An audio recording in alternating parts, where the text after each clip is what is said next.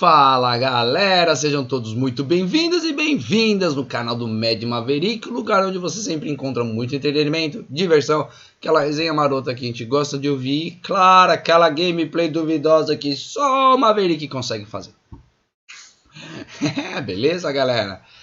Ai, salve, salve, tô cansado, velho, tá sendo um dia corrido, comprido e curto ao mesmo tempo. Não tá dando tempo de fazer nada, cara. Nada. Fui entrar em live aqui, deu pau aqui em uma das plataformas, não tava conseguindo acessar. E puta, eu falei, nossa, e aí agora, tá ligado? Tá complicado. Então, tentei chegar o mais breve possível aqui a live, mas não deu, tá bom? A roxinha tá rolando faz tempo, tá? Tem quase meia hora que a gente tá lá na roxinha. Mas é isso aí. Obrigado, meu querido Ramonzeira. Seja muito bem-vindo à live de hoje. Uma ótima quinta-feira para nós. Que, bom, já iniciou faz tempo, né? Agora a gente já tá quase na metade, né? Venhamos e convenhamos. Tô só arrumando aqui meus monitores, meus dashboards, meus retornos, um monte de coisa aqui. Bom, galera? Enquanto isso eu vou abrir o jogo, né? Claro, vamos abrir o joguinho.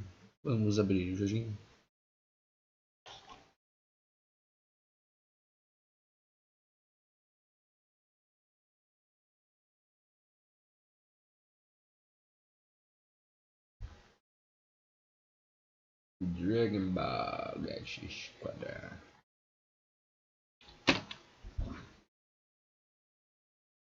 Deixa eu ter aqui.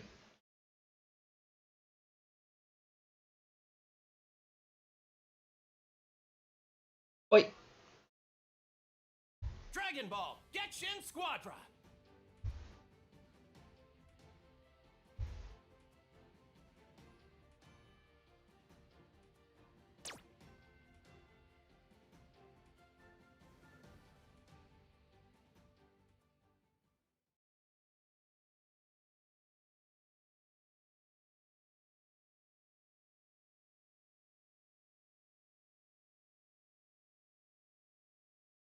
Olha que interessante, nem sabia disso.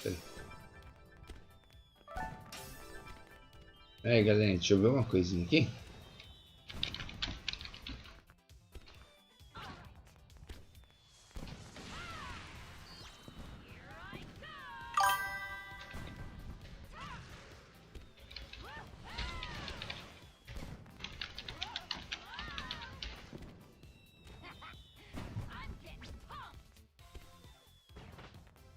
Rolando drops lá na verdinha, cara. Aí que legal, nem sabia.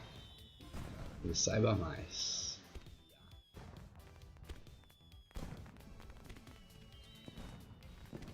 Ué? Todas as campanhas. Drops entre one giveaway.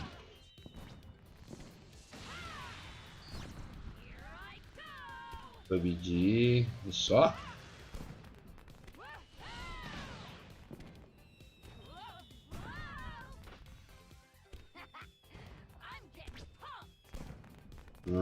Eu assisti o que? Que drops. Watch to redeem. Mas assistir ao que? Participe. Qualquer canal? Legal, né? Então, vamos ver como funcionam esses drops, né?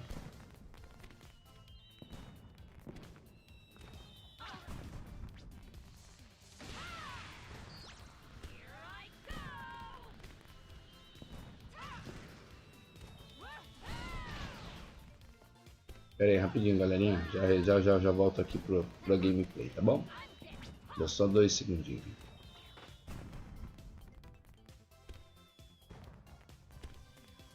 Cadê o bagulho dos drops? Jogou pro meu dashboard?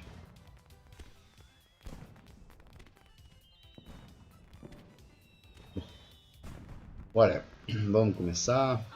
E tem que começar porque o tempo na verdade é bem curto.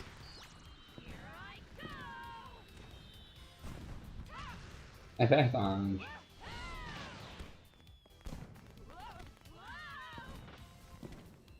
aqui.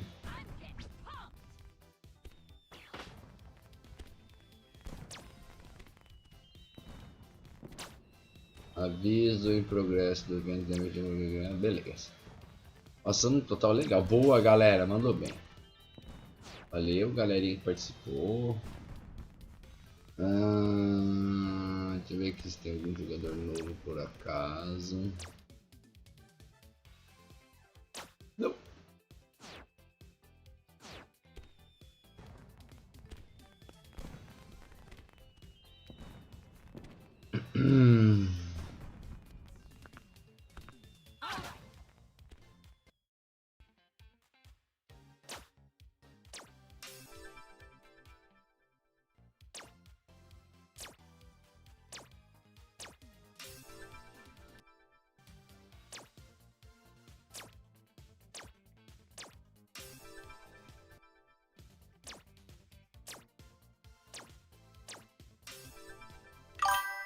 André Luiz, oi, salve, salve, meu querido André.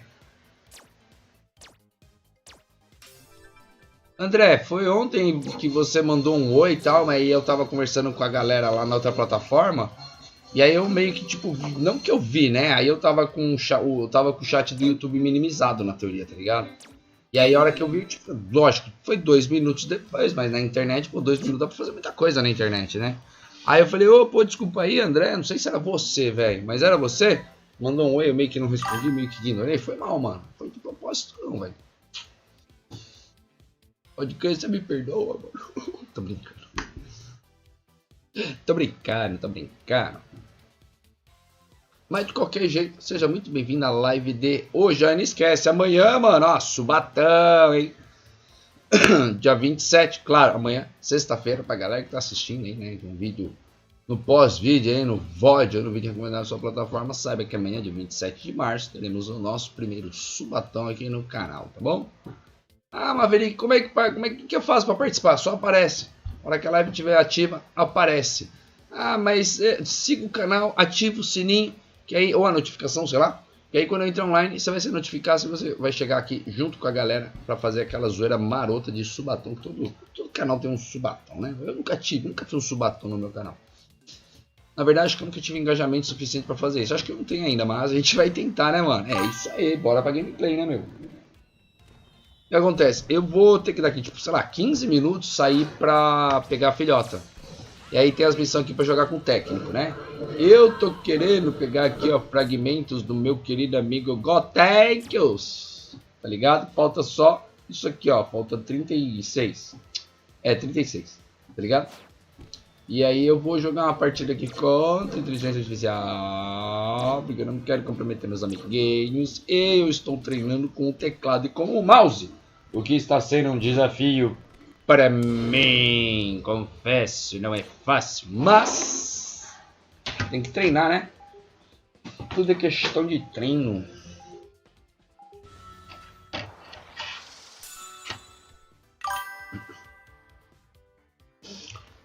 Oh, eita, nós. Ô, André. Então que você tá aí, meu? Sem querer abusar mais, já abusando um pouquinho da nossa amizade, que né, começou agora, a gente não se conhece, né? E aquelas coisas todas.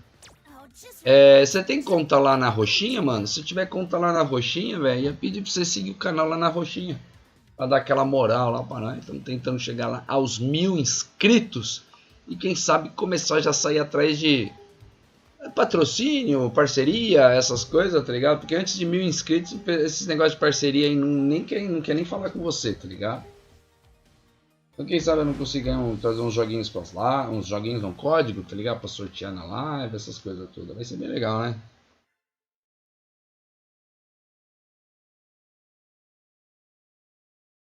O link, né, na teoria, tá na descrição. Na teoria, nem na prática também, tá? Tá na descrição aí do vídeo, mano. Se você puder dar aquela moral lá, nossa, vai ser bem legal, hein, mano. Nossa, vai ser bem legal. Vou aproveitar e tirar a câmera aqui, porque eu vou fumar um cigarrinho. E eu não quero fazer apologia a tabaco, apesar de já estar falando. Mas o que os olhos não veem, o coração não sente. Então...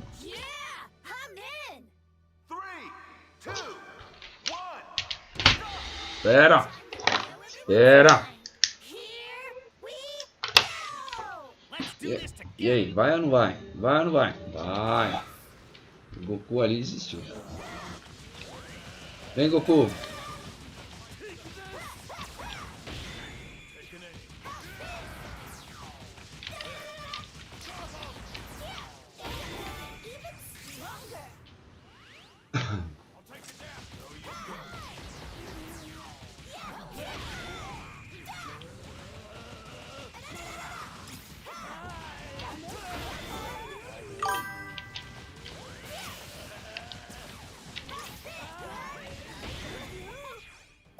Ah, poxa, Goku. Sacaneou nós, hein? Sacaneou. E aí, Johnny. Olha quem chegou tarde, né? Olha quem chegou cedo pra amanhã, né?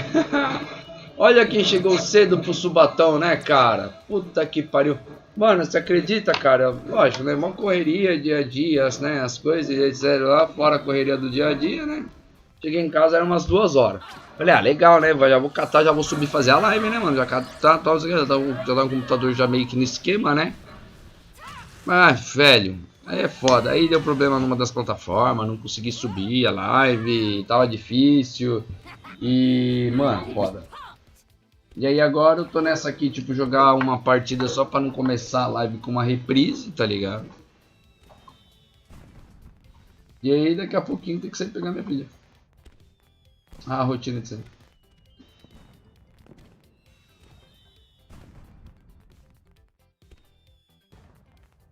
Mas, pô, bicho, eu tinha me programado pra chegar em casa, tipo, sei lá, 1 hora, né? Claro.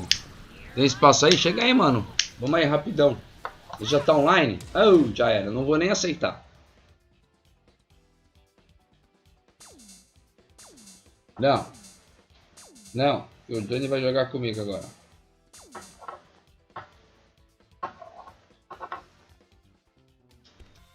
É, eu sei. Não precisa ficar mandando essa mensagem toda hora. Ó, Johnny, eu vou convidar você, meu. Aí. Pô, tô com problema com formiga de novo, cara.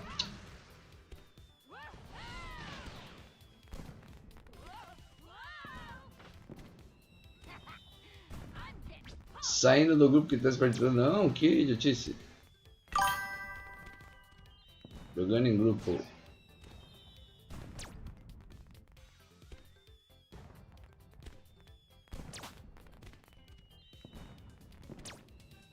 Aí, agora vai. O jogo é mó confuso, né, mano? Aí, Johnny. Oi, e aí, André? Quer jogar uma rapidão com nós? Jogar uma partida contra bot? Só pra brincar? Tá afim?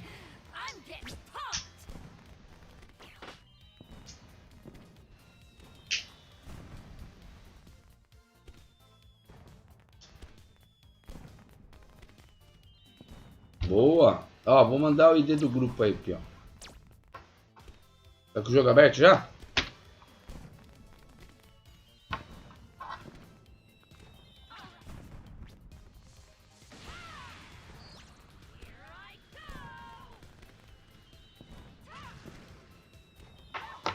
Vai, bonitinho, vai. ID grupo.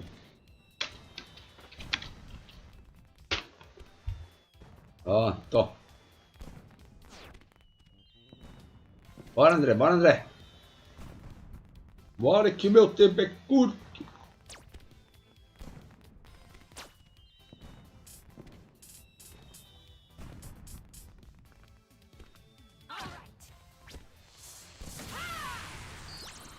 Maverick, volta 3 para eu pegar o Bardock no caminho estelar. Boa, aí só, você andou fazendo caminho estelar, hein?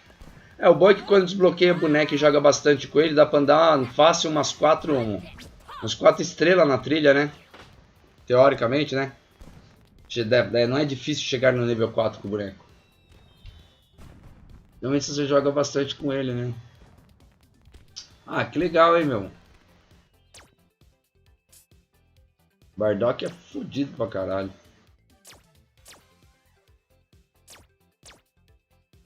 Não. Sim, agora tá dando muito Zen nas diárias. Sim. André, my man.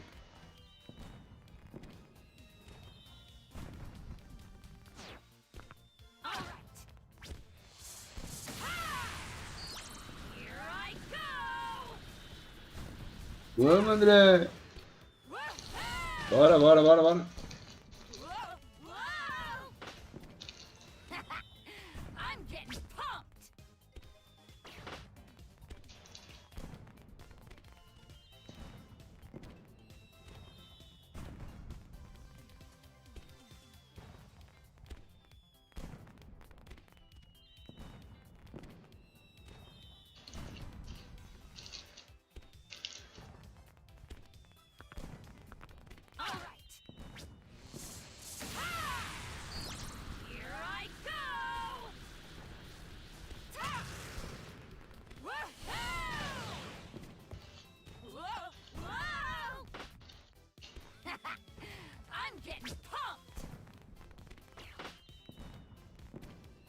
André, meu querido. Boa! Já entrou aqui, cadê?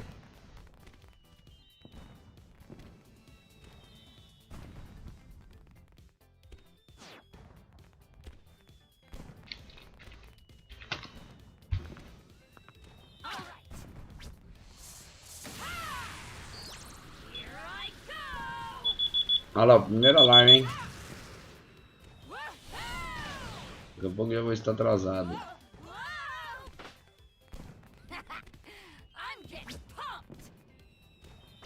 Bora, André!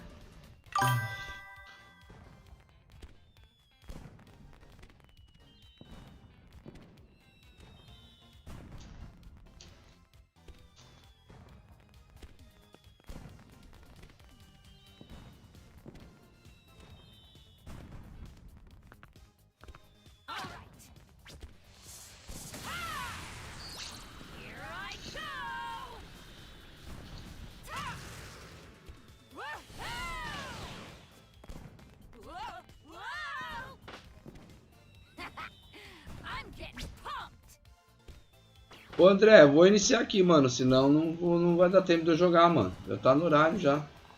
Aqui é o tempo máximo pra iniciar uma partida aqui no Dragon Ball, mano.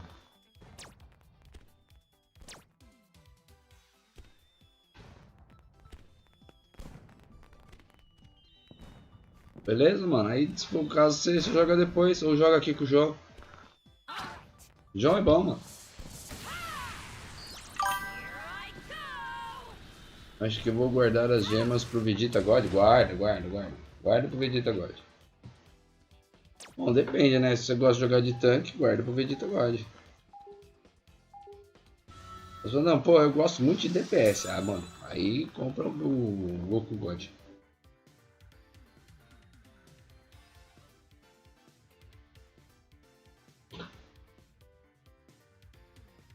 Usando a técnica 2, que bosta, a técnica 2 do Goku tem que ser tão bosta.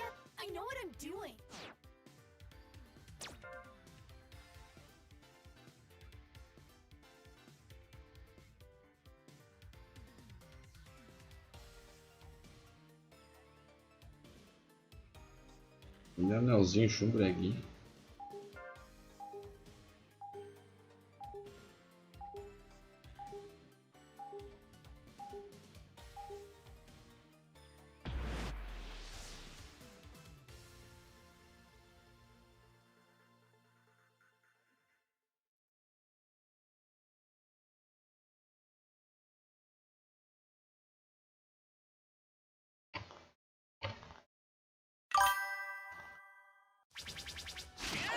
Vai de cá, garoto! É, mano, é. Tá ligado?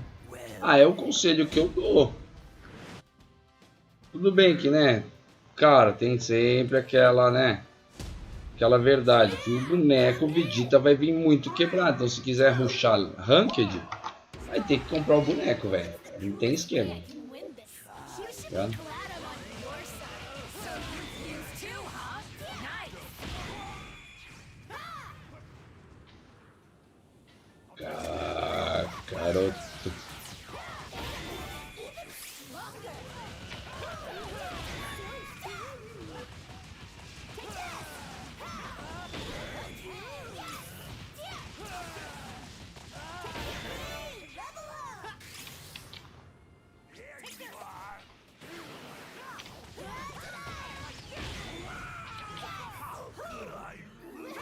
Errei.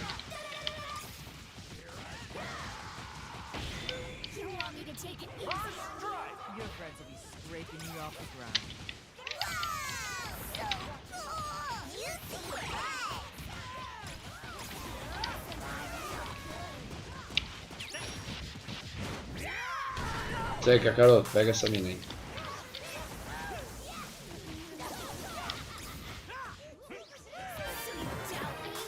Toma essa, trouxa.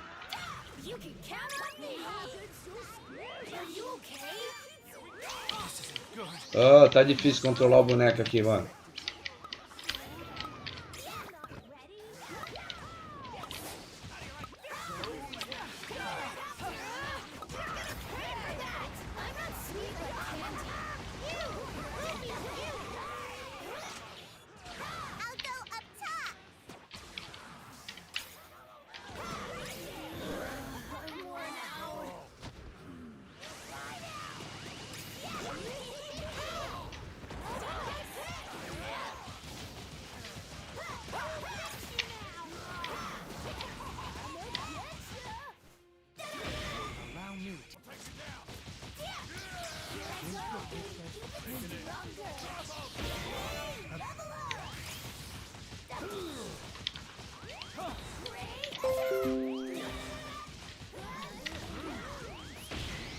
Cai a internet, né, galera? Foi mal, hein?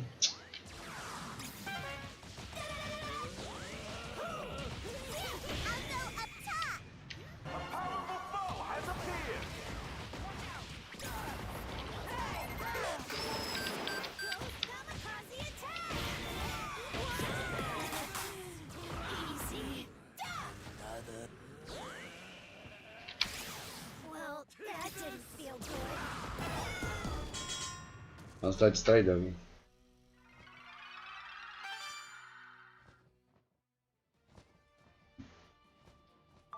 Show me a truly thrilling battle. Time to show you what I can really do. I'll take it down as expected. How could this happen to me? In a while. Look at all those good. What?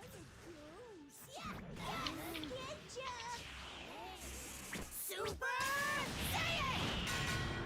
No more stronger than you! What is this? You can count on me! Let's go! Didn't know you had that.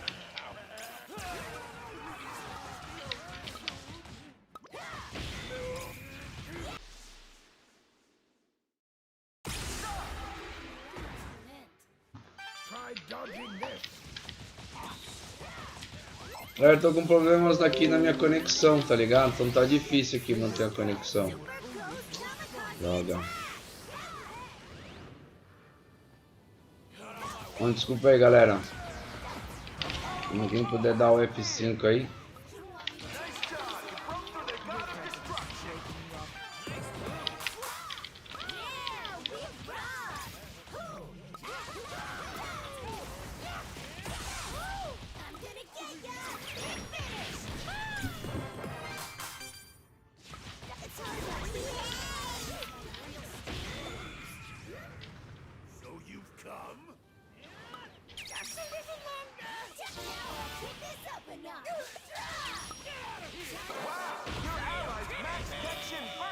Nice job! You broke through the god of destruction!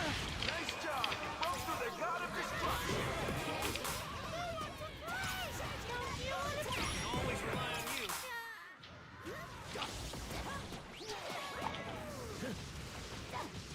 Try to run.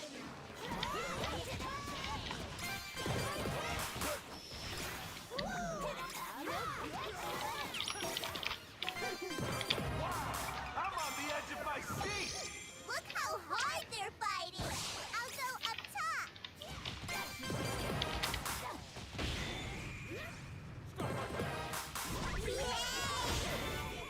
You did it! You broke through all their gods of destruction!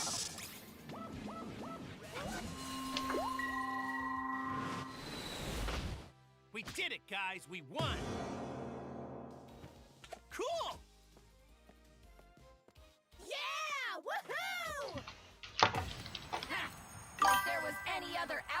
am.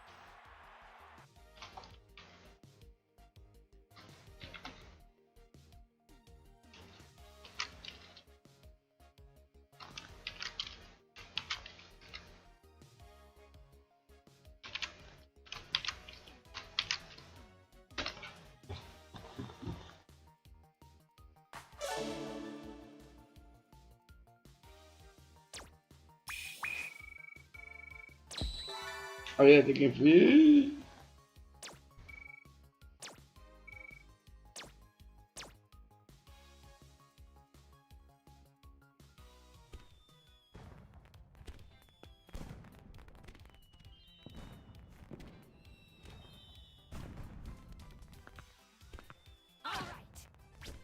Aí, gente, ó, vamos mais um, rapidão, rapidão, rapidão, rapidão, mais um, mais um, mais um, mais um, mais um.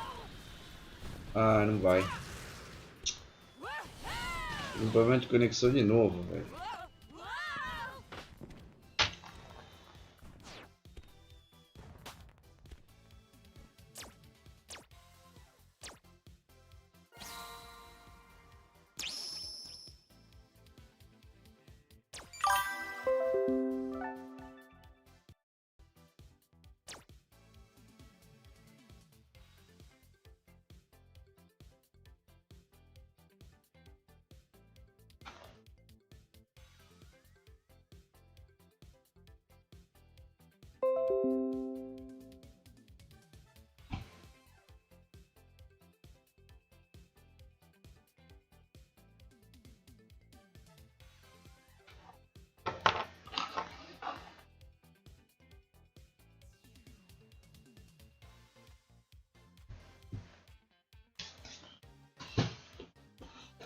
Acho que dá tempo, mano, dá tempo. Se for rapidinho, dá tempo.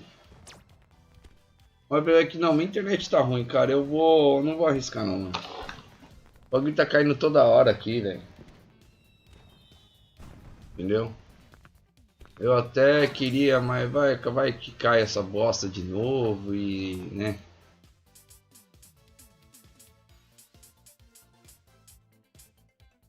Eu tô longe de pegar alguma coisa, hein?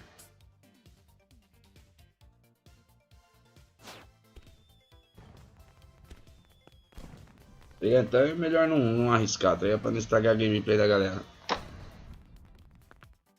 Salve, salve, André. Valeu aí, mano. Valeu, valeu, valeu, valeu, valeu, valeu, André. Valeu, André.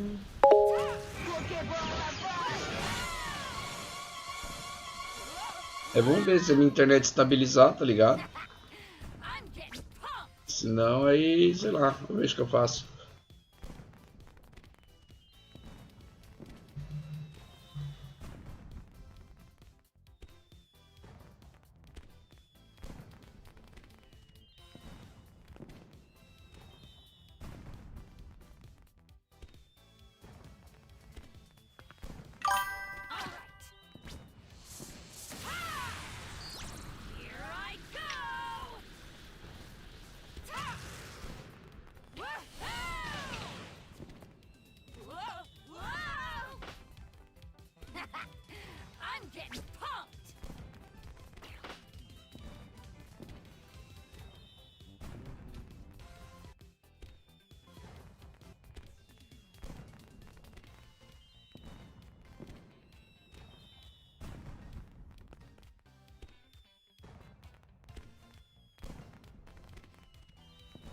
Olha lá, esse é o alarme já pra eu estar me preparando pra sair.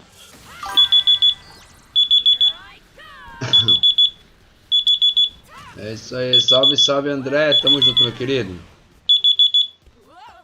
Tamo junto.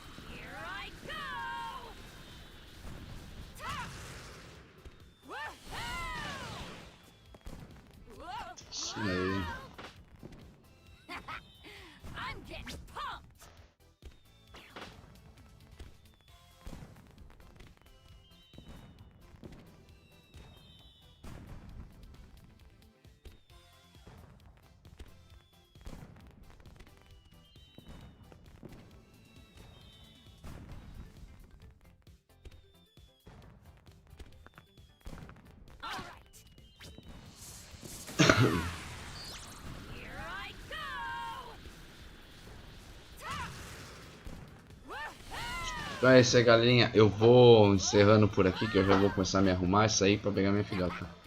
Tá bom? Daqui a pouquinho tô de volta. Aguentem firmes aí. Beleza? Tranquilo?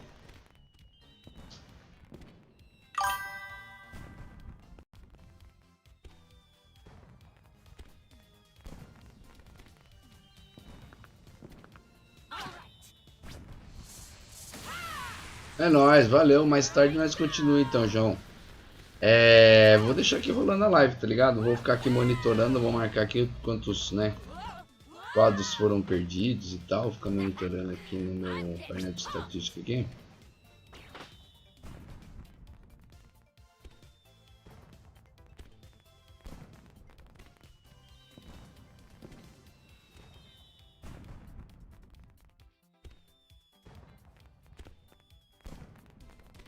Tá bom, vamos continuar aqui.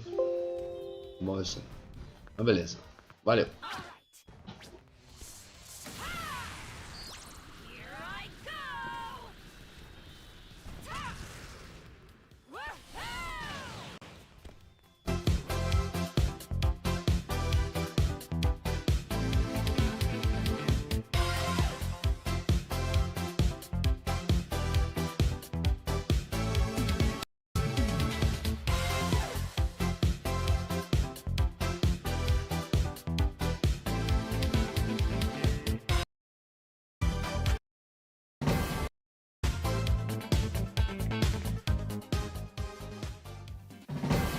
Good evening, everyone, and welcome! Squadra Blast SA 2026 Sharp 1 is about to begin. I'm Hilo Nike, and I'll be your caster for today.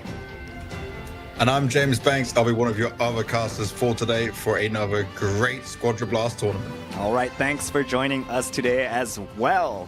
During this stream, we'll be bringing you the coverage of the SA region's official Dragon Ball Gekishin Squadra online tournament, Squadra Blast 2026 Sharp 1.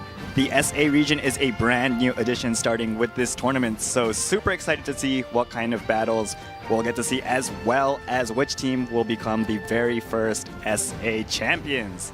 There's plenty to look forward to, so let's all come together and make this tournament a blast. And for everyone watching, please show your support and share your thoughts as well in the comments section down below, as well as on social media. When posting on social media, please use the hashtag SQB_SA, all caps, as shown on the screen right above Banks. Oh yes, get involved. Let us know what you're thinking. It's been a great set of feedback we had from yesterday's event. And I'm hoping it will continue across the next events we're covering here together. All right, first off, let's start by telling you about the game Dragon Ball Gekishin Squadra. Dragon Ball Gekishin Squadra is the first ever Dragon Ball game centered on 4 versus 4 team-based battles. Together with your team, you fight to get the Dragon Ball at the very end of the enemy team's territory. The first team to get the Dragon Ball wins. The game is available on smartphone, PC, and home consoles, so you can enjoy it on your favorite platform. You can even engage in crossplay between platforms, as well as share your data across the platforms. It's a brand new kind of Dragon Ball game with never before seen features. It's also free to play, so definitely, if you have any interest at all, please give it a try. Next up, let's talk about the Squadra Blast tournament. Squadra Blast is an official tournament for Dragon Ball Gekishin Squadra organized by Bandai Namco Entertainment. This time, the tournament is hosted on 4 servers, including the new SA South America server. This competition will consist of a maximum of 128 teams per region competing for the top spot. Next up, let's share the tournament format. This tournament is organized into 2 parts, an open stage and a main stage. The Swiss system format for the open stage is a system where teams with the same number of wins and losses face off in each round. After 4 rounds, the top 16 teams will advance to the main stage. In the main stage, the 16 teams compete in a single elimination format, also known as a knockout tournament. The first and second rounds are best of ones, where the first to win one battle is declared the winner. The semifinals and grand finals are best of threes, where winning 2 battles results in a match victory. Both the open and main stages took place today, and the second round of the main stage has already concluded. During this stream, we'll be taking a look at the 2 semifinals matches and the grand finals. All right, let's take a look at the tournament and see which teams made it to the semifinals. All right, so for the first semifinals match, we will have Stay York vs Pasuito. And for the second semifinals match, we have Captain Montoya vs Sensei. What do you think about these 4 teams? Thanks. We've got some really great teams here, some really strong matchups as well. And there's a lot of the best players in the entire world playing Gekishin Squadra from the SA server. Obviously, the SA server is a new addition. These players from all over South America are wanting to show their skills right now. If you look, for example, at Team Captain Montoya, we have a guy called Wolves. He's from Peru, and he is the overall rank 1 at playing this game in the world, and the overall rank 1 in the damage category as well.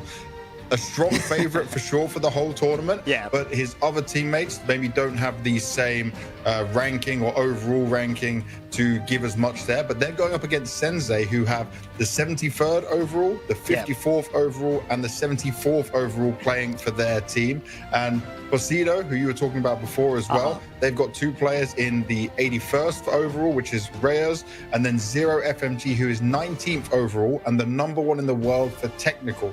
For Destiny, though, for Destiny Stay York, they don't have anyone who's quite high up on there in this crazy rankings, but they're all very capable players. But just to have so many of the best in the world, the top 100 players for the world in this game, all competing and getting this far in the bracket, it's impressive, and it just means I know we're going to see some great Gekishin Squadra action today.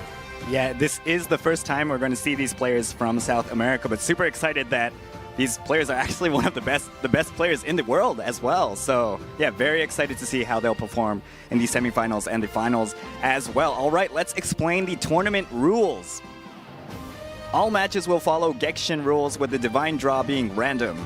Usable heroes include all those that have been implemented in-game, and there are no limitations on divine combo cards as well. Now onto the tournament prizes. As a participation prize, all teams that made it through the open stage will receive an exclusive Squadra Blast limited edition hit effect and 250 Dragon Gems. Plus, they will receive P3G capsules based on their performance in the open stage. Now, here are the prizes that await the top ranking teams. This time, the winning team will earn a limited edition skin, limited edition badge, and 20 P3G capsules. The limited edition skin this time around will be one for Super Vegito. Also, the 4 teams in the top 4 will earn a limited edition badge as well as 20 P3G capsules. Oh, it's such great things to see when you look at these prizes we have here. Super Vegito is such a popular hero right now that I'm sure anyone who's using him, especially any damage users in there, they'll be really happy to receive that. And then, of course, just looking at the badge you get, whether you're champion, runner-up, or in the top 4 overall, right? Having that badge is a mark of honor for the grind you put into this game, putting yourself as one of the best players in your region. And that just means you're scary every time someone sees you with that badge, because there's only a few people, if you think of it right, there's only going to be 4 teams from each region that can have any of these badges. That's like a very limited edition thing. All right, absolutely. All right, next up, let's take a look at that serial code everyone has been waiting for. Over the course of the live stream, we'll be revealing parts of a serial code that will award you with 5 P3G capsules. All right, so without further ado... You gotta make sure you get your pen ready. Oh yeah. Get your pen ready, make sure you have it there, you know? Yeah, we have our pens as well, right? Just for this code. All right, without further ado, here are the first 4 codes. A73F. A73F are the first 4 characters of the serial code. There is an expiration date, so please be aware of that as well. March 16th, 11 p.m. PDT is the deadline for this serial code. Please enter the code before that date. All right, so with that done, we are going to head into the semifinals, first semifinals game as it gets prepared. Yeah, as when we're ready for it. Yep, and this first semifinals game, Team Captain Montoya taking on Team Sensei.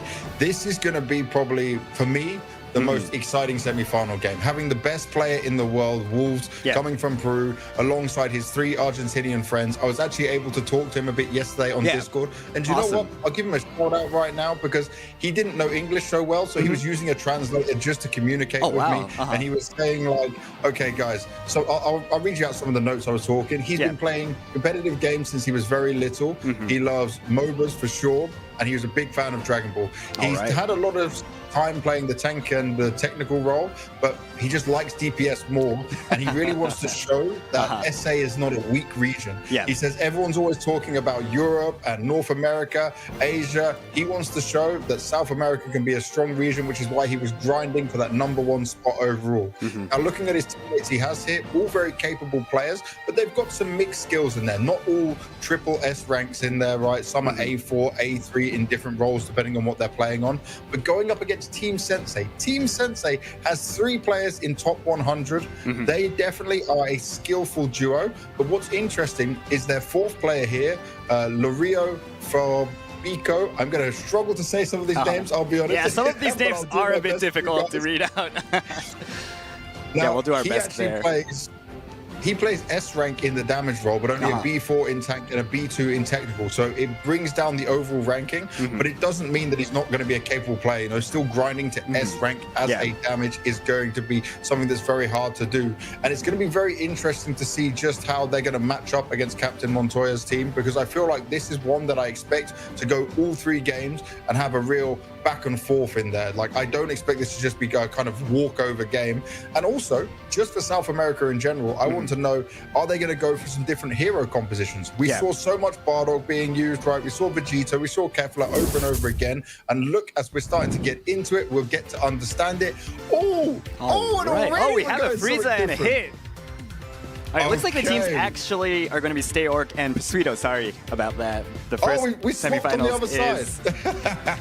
The other 2 teams. We swapped on the other side. We do have a Brawly as well, and Cell that we might cover a bit in the other sections of the stream. But go ahead. I can give us the data on this straight away, right? So Zero FMG, who's playing the hit, he is the #1 in the world technical. So him playing a hit, I'm expecting some of the best hit gameplay you've ever seen right now. He's also 19th in the world overall.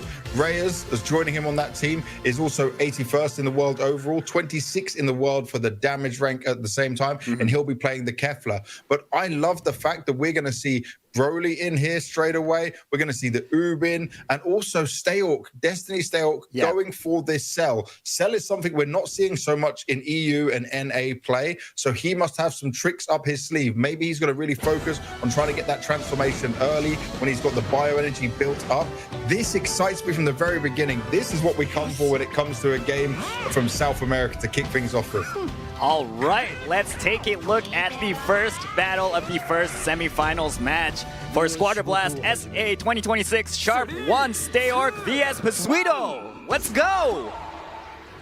Oh yes, let's see what can happen within this one. Team Pasuito, they are in a position where they have some very capable players right now, and they need to show it. We've got the Bardock, which is going to be played in very well, I think, here, right? It's definitely an in-meta character, but is he used to playing up against players who play Cell? You know, it might be something different for him. He has to be careful of that, being grabbed the whole time. Can't expose his back to the enemy. And also, we didn't really touch on this.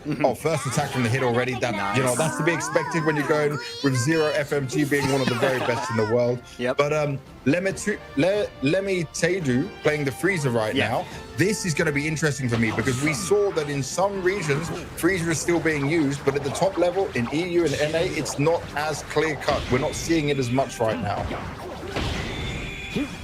Yeah, definitely at a lower rank, like in the C's, B's maybe. I do see some Friezas quite often actually. It is a very difficult hero to play against if you do not know what his skills can do to you. Okay, so straight away, we're already seeing just a small skirmish going on down here. Broly got to be very careful. Godex being pushed back, needs to get himself healed up. Frieza, in the meantime, might try and go for a grab, but the distance was too far. Remember, he wants to grab as much as possible with his skill 2 in order to be able to get his bio energy up and get himself in a great position. Already, though, look at this. Zero FMG making a push on his hit, leaving the top lane, coming down to the bottom lane to back his teammates first up. KO on the Cell. Kill. Absolutely brilliant. Cell goes down, and remember, until Cell transforms, he is very weak in the early game, which is something that Bardock will not have a problem with. And because of this first initial kill, they're going to be straight on the Kai, get the extra XP. So Kefla and Bardock, level 5. The Nappa is going to be spawning down below, and that can benefit you from getting that early rush attack in there. All right, and just for the newer players out there as well, Cell has that kind of unique transformation system. Most other heroes transform at level 7. For Cell, you do need to charge up that transformation gauge. All right, and it's not an easy one to do, but for Team Pasuito. And there was literally no fighting going on from the side of Destiny Stay Hawk here. The thing is, they have a Frieza which could be so useful in those boss fights, but he stayed in the top lane farming. So maybe they're just planning to get him up on levels early on here, especially as he's going to have to be able to deal with that hit. The good thing is, we don't touch on the helpers too much, but Frieza did go for the shoe helper, which will help you see the hit in these team fights, because the hit himself can be quite spongy, but as he goes invisible, he's so hard to deal with. And remember, they're dealing with Zero FMG, the best technical player in the world. All right, Pasuito taking that boss and also taking down Elite as well in the aftermath. So they are slightly in the lead at the moment. Yeah, and a slight bit of damage being done on to the God of Destruction at the same time. Broly still waiting for his transformation, which will come in the next level. Frieza's worked his way down here to the bottom lane. So they seem to be willing to flex the lanes a little bit here, you know? Yeah, both teams They're not actually willing to just stick to the typical roles. Yeah. And this is good. This is awareness of map control, what they want to do and how they want to take space. That speed on the Frieza is insane as well. Oh, yeah. I'm zooming back. And you saw that speed he had. This is without him having any speed cards right now. So he's not gone for any cards that are going to help him with speed. This is just the natural boost he's been able to get from it. So for now, we're being careful. The Super Oob, I heard that his translated name is Frank right now. So he's playing on the South American side of Team Pasuito. All right, the Jackie so early fights might be happening. Right as the Jackie's going down. Oh, he's jumped straight in with this. And they're going right into it. All right, a lot of super attacks coming in as well. Cell's still alive. Oh, does go down. Frieza down as well. 2 KOs for Team Pasuito. You saw that the Cell was trying to super attack his way out of that right with the energy field, but it wasn't going to work out there. They're doing tons of damage, but Destiny gets it. The Broly, huge take. That's really massive for his team. He may have gone down in the meantime, but that was a huge win for Destiny Stay Hawk to be able to get a boss here when 2 of their team members had already gone down. It looks like Frieza running down to that bot lane as well to take control. And this is where he can get that extra farm. I said, watch the levels of what this Frieza will be able to do, because he can just set up and farm so successfully many times. He can roam, farm, and help out securing a lot of space for his team. That could be a difference maker here if we don't start to see this hit, get up in levels and maneuver around and go for maybe some of these, not just backdooring, but some of the kills he can get from behind, catching a player off guard and really pinning them down. He can be such a nuisance to play against. We have that hit roaming around as well. That cloak, really dangerous when you play against him. You really need to keep track of where he is. It's the cloak, and it's also the fact they got the superstar early on here as well, when we're looking at the divine draw that happened. And the clouds as well, maybe in his favor as well. Yeah. Just a lot in the hit's favor. We will have the next boss coming up in roughly 20 seconds, so the teams should be preparing for that. And this will be a very important boss. Yep, we're going to be getting it to come through now. It's going to be Jacko coming down. Jacko going to give some of the skill damage and the tower rush ability at the same time. And look, Frieza, this is what I want to see from a Frieza. Setting up for the boss, because it can solo a boss so well. Its skill set is perfect for that, but Bardock knows. He's jumping on top of him early on, wants to take down the Frieza. This is coming in absolute as carnage well. in the middle. Two players going down for come out from the Destiny. cell, but it didn't work. Again, 2 of them finished off here. Jacko's gone down to Reyes. Oh, third player going down for Stayark as well. Coming on, and it's nearly a team wipe. The Frieza had to escape. He ran back up to the top, and he will hold on to it, but can he defend the God of Destruction? He drops his ult down, but it's not going to be enough. He can't go down, and he does. It's an enemy team KO. They can push forward and just towers. Look at how they're going to split onto this. So much damage going to be done here, and this puts Team Pacito in such a good position right now to absolutely destroy the defenses that Destiny Stayhawk have here. Yeah, taking down 2 of the frontline God of Destructions and pushing these backline God of Destructions as well. Nice KO on the Brawly and Cell once again. I believe taking them down for the second time that fight. This is a really strong start from them. Frieza needed to stay alive. He wanted to try and do the right thing. He was setting up to defend that top tower, but instead he found himself not able to get away. Remember, I spoke earlier about his cards. He didn't have the extra movement speed, so when he does get it off the back of his skills, that's one thing, off of his passive, but not having the cards meant he couldn't quickly vanish away, and he was interestingly taken down in a way he probably didn't expect, because he tried to ult in time as well and get himself into a good position. Oh, this is so tough, man. When you're on the back foot like this, there has been only a little bit of damage done over to Team Pacito up on their northern tower there for the God of Destruction. Yeah. And they need to somehow get a boss in order to fight this off, not give a triple boss KO. Oh, and look at this. This is great from Zero. He pinned down the cell, forces him back. He can roam, and he can be such a nuisance. All right, looks like the Ribrian is up. Oh! Nice. If they can't get this Ribrian for Destiny Stayhawk, it's game over. There is no way to come out of this. Oh, and this is great. The super attack coming out from here. And look at the speed. He's looking around. They can't see him. They don't know what's going on. It looks like the super attack's coming in from both of the damage roll characters on the Pacito side. Nice take. This will be the triple boss KO.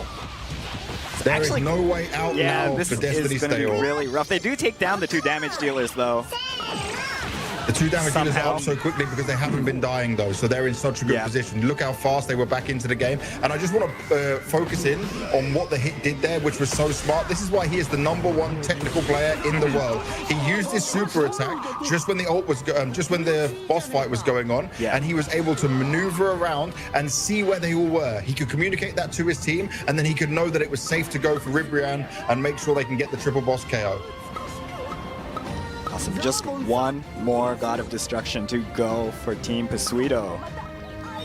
It's all on this team fight. And look at the levels, by the way. Kefla, Oob, 13, 0 on the hit on 12. Pacito on 11 himself for the tank. There is no chance. And another thing we didn't really touch on was Stayhawk. He couldn't transform on Cell for so long because he wasn't getting that bioenergy. He's only just did, I think, at level 10, so he was so far behind. Yeah, it looks like they are in a really tight spot. Will they be able to defend this tower? It looks really difficult from just any perspective on it. It's like, oh! Frieza getting taken down first. Frieza taken down. That's your defense gone out of the way. Now it's just onto the individual fights. This is going to be so hard to hold. You can see Elite is trying to push as hard as he can. Super attack comes in, but Hit's still alive. He's trying to keep himself two more players down and poke in at the same time. This is just destruction after destruction. Only Godex remains. He's so low on health. He can't defend this. The God of Destruction will fall very quickly. And now it's all focused on that Dragon Ball. Team Pacito looking to take this down. An enemy team KO once again, and that will be it. First game taken by Team Pacito, and they look so strong, so confident, knowing exactly what they were doing. A super solid performance. All right, Hit taking that MVP. There's no surprise. There's no surprise. Zero FMG, the #1 technical player in the world, getting the MVP at the same time. And it was the way he was so aware of everything that was going on the map again and again. It was just so hard for Team Destiny Stayhawk to be able to deal with that. I don't know how they're going to try and counter it going into the next game. They probably need to look at a hero change, which we didn't see too often, right? We only saw Team Abe do it in Europe last time around, but this was such a convincing win. It was like they were just outplayed, a hero to hero, lane to lane. Something has to change going into the next one. All right, let's take a look at the results of that game. Oh, look at this. Yeah, just the numbers. Hits, assists, man. You see, with Hit here, right? This is one of the MVPs that I can completely agree with. Yep. Because, yes, he got 3 towers. By the way, we were not even seeing him take down the Gods of Destruction at times, right? But he was on there because he was so fast, so quick to maneuver around. The fact he got 4 kills is impressive, but it's the assist, meaning that he was involved in everything he needed to be involved in to do the key damage and put them in a good position. Obviously, Reyes is going to be there on the Kefla, taking on most of those fights to actually pick up the final kills, dealing the more damage. But this is exactly what you want to see. I feel like the sell from Stale was a little bit underwhelming, and definitely the Freezer, the build. I'm not going to question the build so much because I'm not such an informed Freezer player myself, but he definitely just felt like he was behind so many times, you know, especially not having the speed he needed at the whole game. Yeah, definitely. All right, let's take a look at the replay from that previous battle between Stayark and Let's Pasuito. go. Already though, look at this. Zero FMG making a push on his hit, leaving the top lane, coming down to the bottom lane to back his teammates first up, KO and on the straight up cell. to a kill. We need to charge up that transformation gauge. All right, it's not an easy one to do, but for wow. Team Pasuito. And there was literally no fighting going on from the side of Destiny Stayhawk here. See, the thing is, they have a raid in with this. And they're going right into it. careful. All right, a lot of super attacks coming in by as Stale well. getting Cell's hit still down. alive. Does ult. Oh, does go down. Frieza down as well. 2 KOs for Team Pasuito. You saw that the Cell was trying to ult the super attack his way out of that right with the energy field, but it wasn't going to work out there. They're doing tons of damage, but Destiny gets it. take. The Broly, huge take. That's really massive for his team. He may have gone down in the meantime because it can solo a boss so well. Its skill set is perfect for that, but Bardock knows he's jumping on top of him early on, wants to take down the Freezer. This is coming in absolute as carnage well. in the middle. 2 players We're seeing going an down ult for come out from the Destiny. Cell, but it didn't work. Again, 2 of them finished off here. Jacko's gone down to Reyes. Oh, third This player was going a down for great Stayark team as fight well. coming on down, and he does. It's an enemy team KO. They can push forward and just towers. Look at how they're going to split onto this. So much damage going to be done here, and this puts Team Pasuito in such a good position right now to absolutely destroy the defenses that Destiny Stayhawk have here. Yeah, taking down 2 of the frontline God of Destructions and pushing these backline God of Destructions as well. He's looking around. They can't see him. They don't know what's going on. Do you It know looks what like he's the doing super with attacks that? coming When he uses in from both This of the is damage brilliant. roll characters on the Pasuito side. Nice take. This will be the triple boss KO. There is no way out now this for Destiny is gonna State. Elite is trying to push as hard as he can. Super attack comes in, but Hit's still alive. He's trying to keep himself Right, just 2 more hidden away players a little down. bit and poke in at the same time. This is just destruction after destruction. Only Godex remains. He's so low on health, he can't defend this. The God of Destruction will fall very quickly, and now it's all focused on that Dragon Ball. Team Pasuito looking to take this down. An enemy team KO once again, and that will be it. First game taken by Team Pasuito, and they look so strong, so confident, knowing exactly what they were doing. A super solid performance. All right, Hit taking that look at MVP. All right, so that was the replay from Battle 1 between Stayark and Pasuito. We do have that MVP slide ready, so let's take a look at that. Lovely. Oh, this is what I wanted to talk about when it comes to the Hit. Hit gets a bad name because I feel like he's one of the most difficult characters to play to a high level. Yeah. But if you're someone like Zero FMG, who has proven himself across multiple seasons to be one of the best players in the world with this technical character, he is right now the #1 in the world in technical role, 19th overall across the whole game. That's everyone playing. This isn't Super just like insane. within South America. This is the whole world right now. And people look and say, oh, he didn't do too much damage. He is not there just to do damage. He is there to be annoying. He is there to get information. He can scout forward. He can roam around the map. The way he used his super attack was absolutely perfect. You know, this, for me, when I saw that super attack being used at the right time, just before the Ribrian boss, it told me that there was no way that they were going to lose this boss fight, because he stopped and slowed down the Broly, who couldn't then come into the fight. Only the Kefla was there. He had good awareness of all the actions they were taking around him, and he could just confidently tell his team, this is our time to strike. This is where we end the game. Yeah, definitely, as you mentioned, that ability to just scout out information, and especially in this tournament kind of situation, you have all of your teammates on voice comms, so you can really rally that information as soon as you get it. So yeah, even better, I guess, than in solo queue as a character in a team composition like this.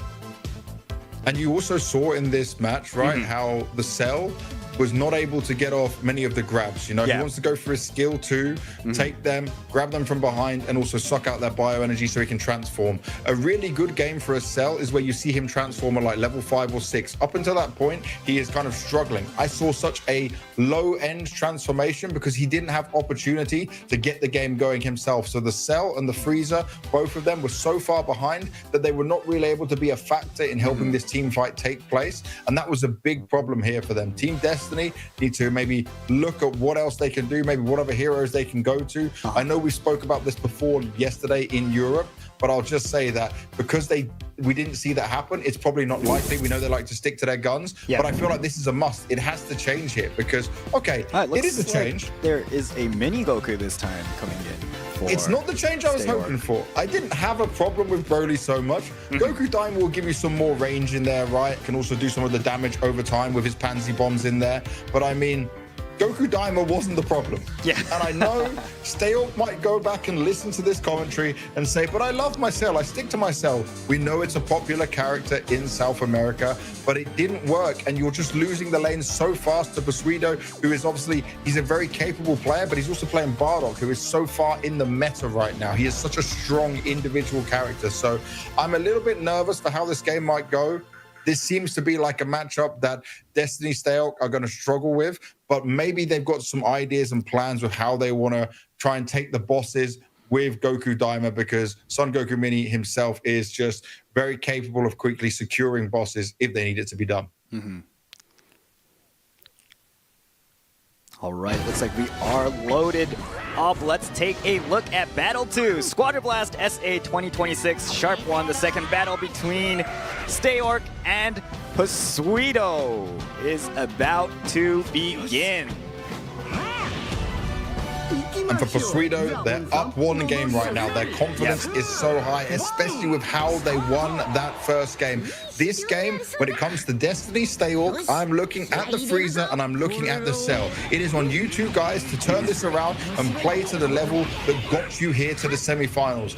It's already getting to the semifinals, but I think it was over 90 teams signed up for South America, which is super impressive for the region's first ever Dragon Ball Gekishin Squadra tournament. But they need to show more of this individual play of why they're here. And do you know what's interesting straight away? The Daima Goku is going to be down in the bottom lane. Normally he plays top lane across like Europe and North America. Normally the Kefla would be down with him, but they're changing it up here. So a little difference coming in straight from the beginning of how I would normally see the meta played out. All right, and just as we're in this early stage of this battle, do you have any insight on like the matchup between maybe Frieza and Hit?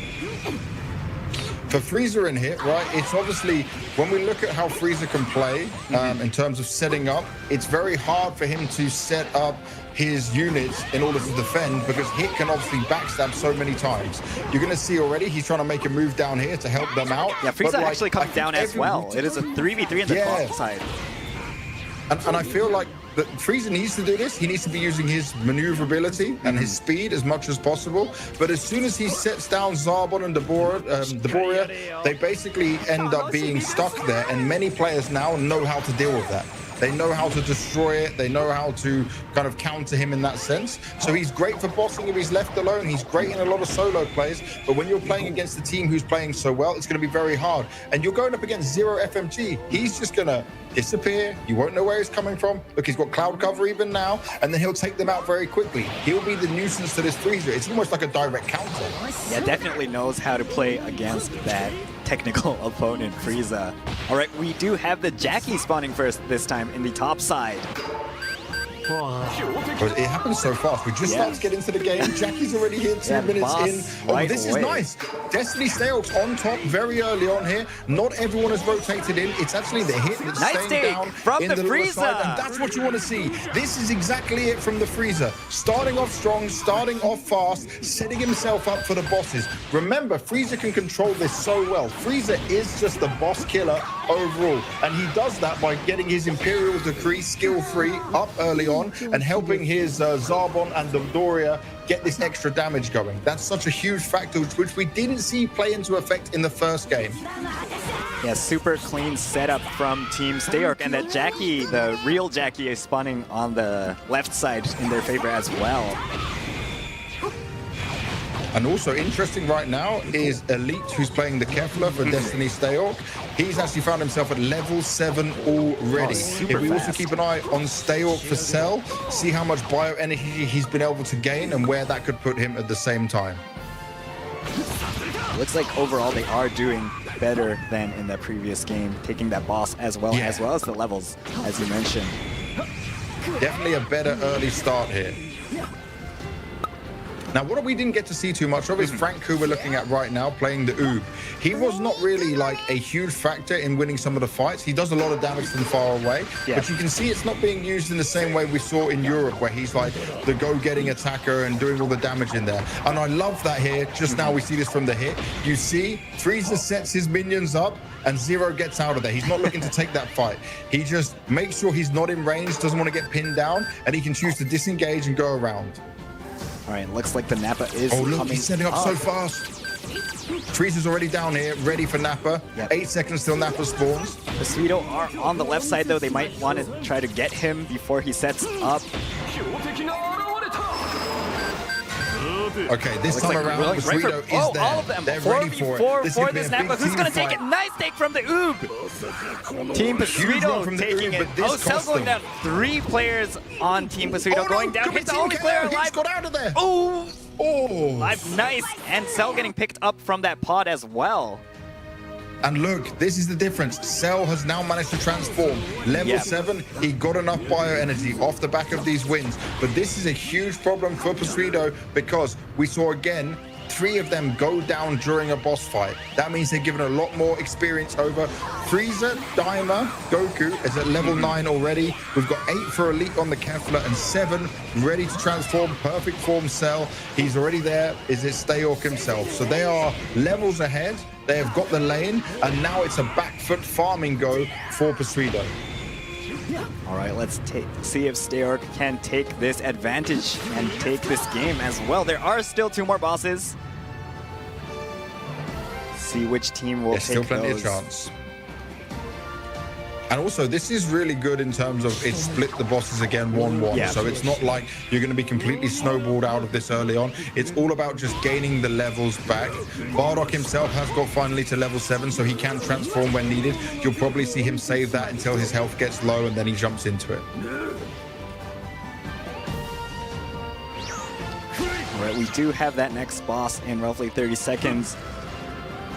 For those newer players, though, for the transformations, what are the best timings, do you think, for, I guess, the damage rolls, technical rolls, and the tank rolls? I feel like while we have time, you basically, as soon as you've got your transformation, you need to do it basically when you do get the lower health. Because if you can be in a fight and you want to play a little bit more aggressive, you know you've got that transformation to give you full health again. So then you can take your time and get the job done. Look at this from Pasuito. This is really smart. They dealt straight away with Frieza so that he couldn't set up and get all his damage onto the boss. So they pushed him back, got him out of there. Now it's up to Godex and Stayark to try and hold on. But nice, taking down 3 players from Stayark. Absolutely huge. Only Frieza remains, and Pasuito, they're going to comfortably get this one. 0 problems at all for them. And remember, Ribrian is going to give the healing that they need, and this is a key boss. This is almost like if you don't have the triple boss KO effect yet to your name, and you're trading bosses like they have 1-1, this is the boss that you feel like is a must secure in order to do damage. And look at this, a God of Destruction's gone down,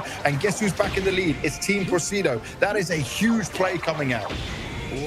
That was super impressive, taking down 3 of their opponents before that fight, forcing Frieza to fall back as well. Yeah, and by the way, if Frieza stayed around there, that would have been another team wipe. Yeah, definitely. Everyone killed, and then it would have been almost a nearly instant win again. I'm sad to say it, but a fast game, and it would have been 2-0 Pasuito. Now, Destiny Stayark still have a chance here, but it's not going to be easy. And look at this from Zero FMG. He's being annoying. He's poking around. He wants them to follow him. Reyes has gone down, though. Great double kill coming in there to make that work in their favor. 2 of them challenging onto Reyes. They knew that Zero would fall back. He's not going to stay around and fight, but it's also stopping his poking coming in. Good teamwork. They're still in this game. They are not Oh, out yeah, of it definitely. just yet, but they need to be able to secure themselves a God of Destruction. They're still getting the farm on there. Steelk is starting to get lower on levels. I'm really impressed with Presido, who are being able to gain the levels. There was a one point, maybe at 5 minutes in the game, where they were quite far behind and it was looking scary for them. But they've come back into it. Now we're going to get the Jacko boss spawn, and 100% Destiny Steelk need to get this one. Yeah, it looks like cannot they're let this actually slip at ahead all. in levels now. Yeah, that's what I Overall, said. yeah, They've just gone all over the ahead. board. Yeah, super impressive how they can come back from that. They were so far behind just 3 Yeah. minutes ago, and they've already turned it on their head. They played so well. Oh no, sell out of this. This is not what you want. You're going in for a boss fight and you've already lost your tank. This is not ideal, and the Jacko is so important for Destiny Steelk. They're going to try and push for this. Elite will not have the health to do it. The super attacks are coming in. Reyes on Jacko's low still health, alive, but securing nice. the damage. Secure Jacko gone from down by zero. 0 FMG. Hugely done. Triple boss KO, and now they're just going to run completely across the map, take on all the positions. Look at 0 FMG, even picking up another kill there. Takes down Elite, and they are all over the Gods of Destruction. They don't need to push into this. They're just going to completely farm all they want, take down another God of Destruction, and be in a comfortable position. But it is all now about just surviving when they keep coming back, and you see Steelk Destiny trying to push back. And while they're doing this, you can farm the whole time. Look how many minions are on the Well, it map. looks like for they them might be to take taking the down. cell down as well. Elite going down already. Energy field. He's locked in with him. This could be difficult though. He's got the health for it. He can fight. Oh, He is there. He's still alive. His team coming back for him as well. Nice. Oh, they Save. saved him. They saved him. They saved him. His energy field was impeccable there. Great timing, because otherwise Steelk would have died.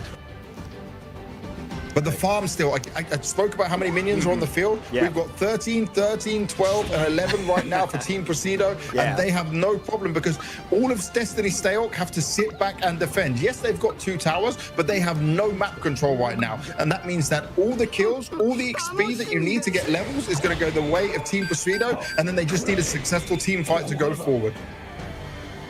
Let's see what Steelk does in this really tight spot. Looks like the cell does try to get a bit of an XP there. They are roaming really just close by their towers, though. They really can't get picked off, as you mentioned. Yeah.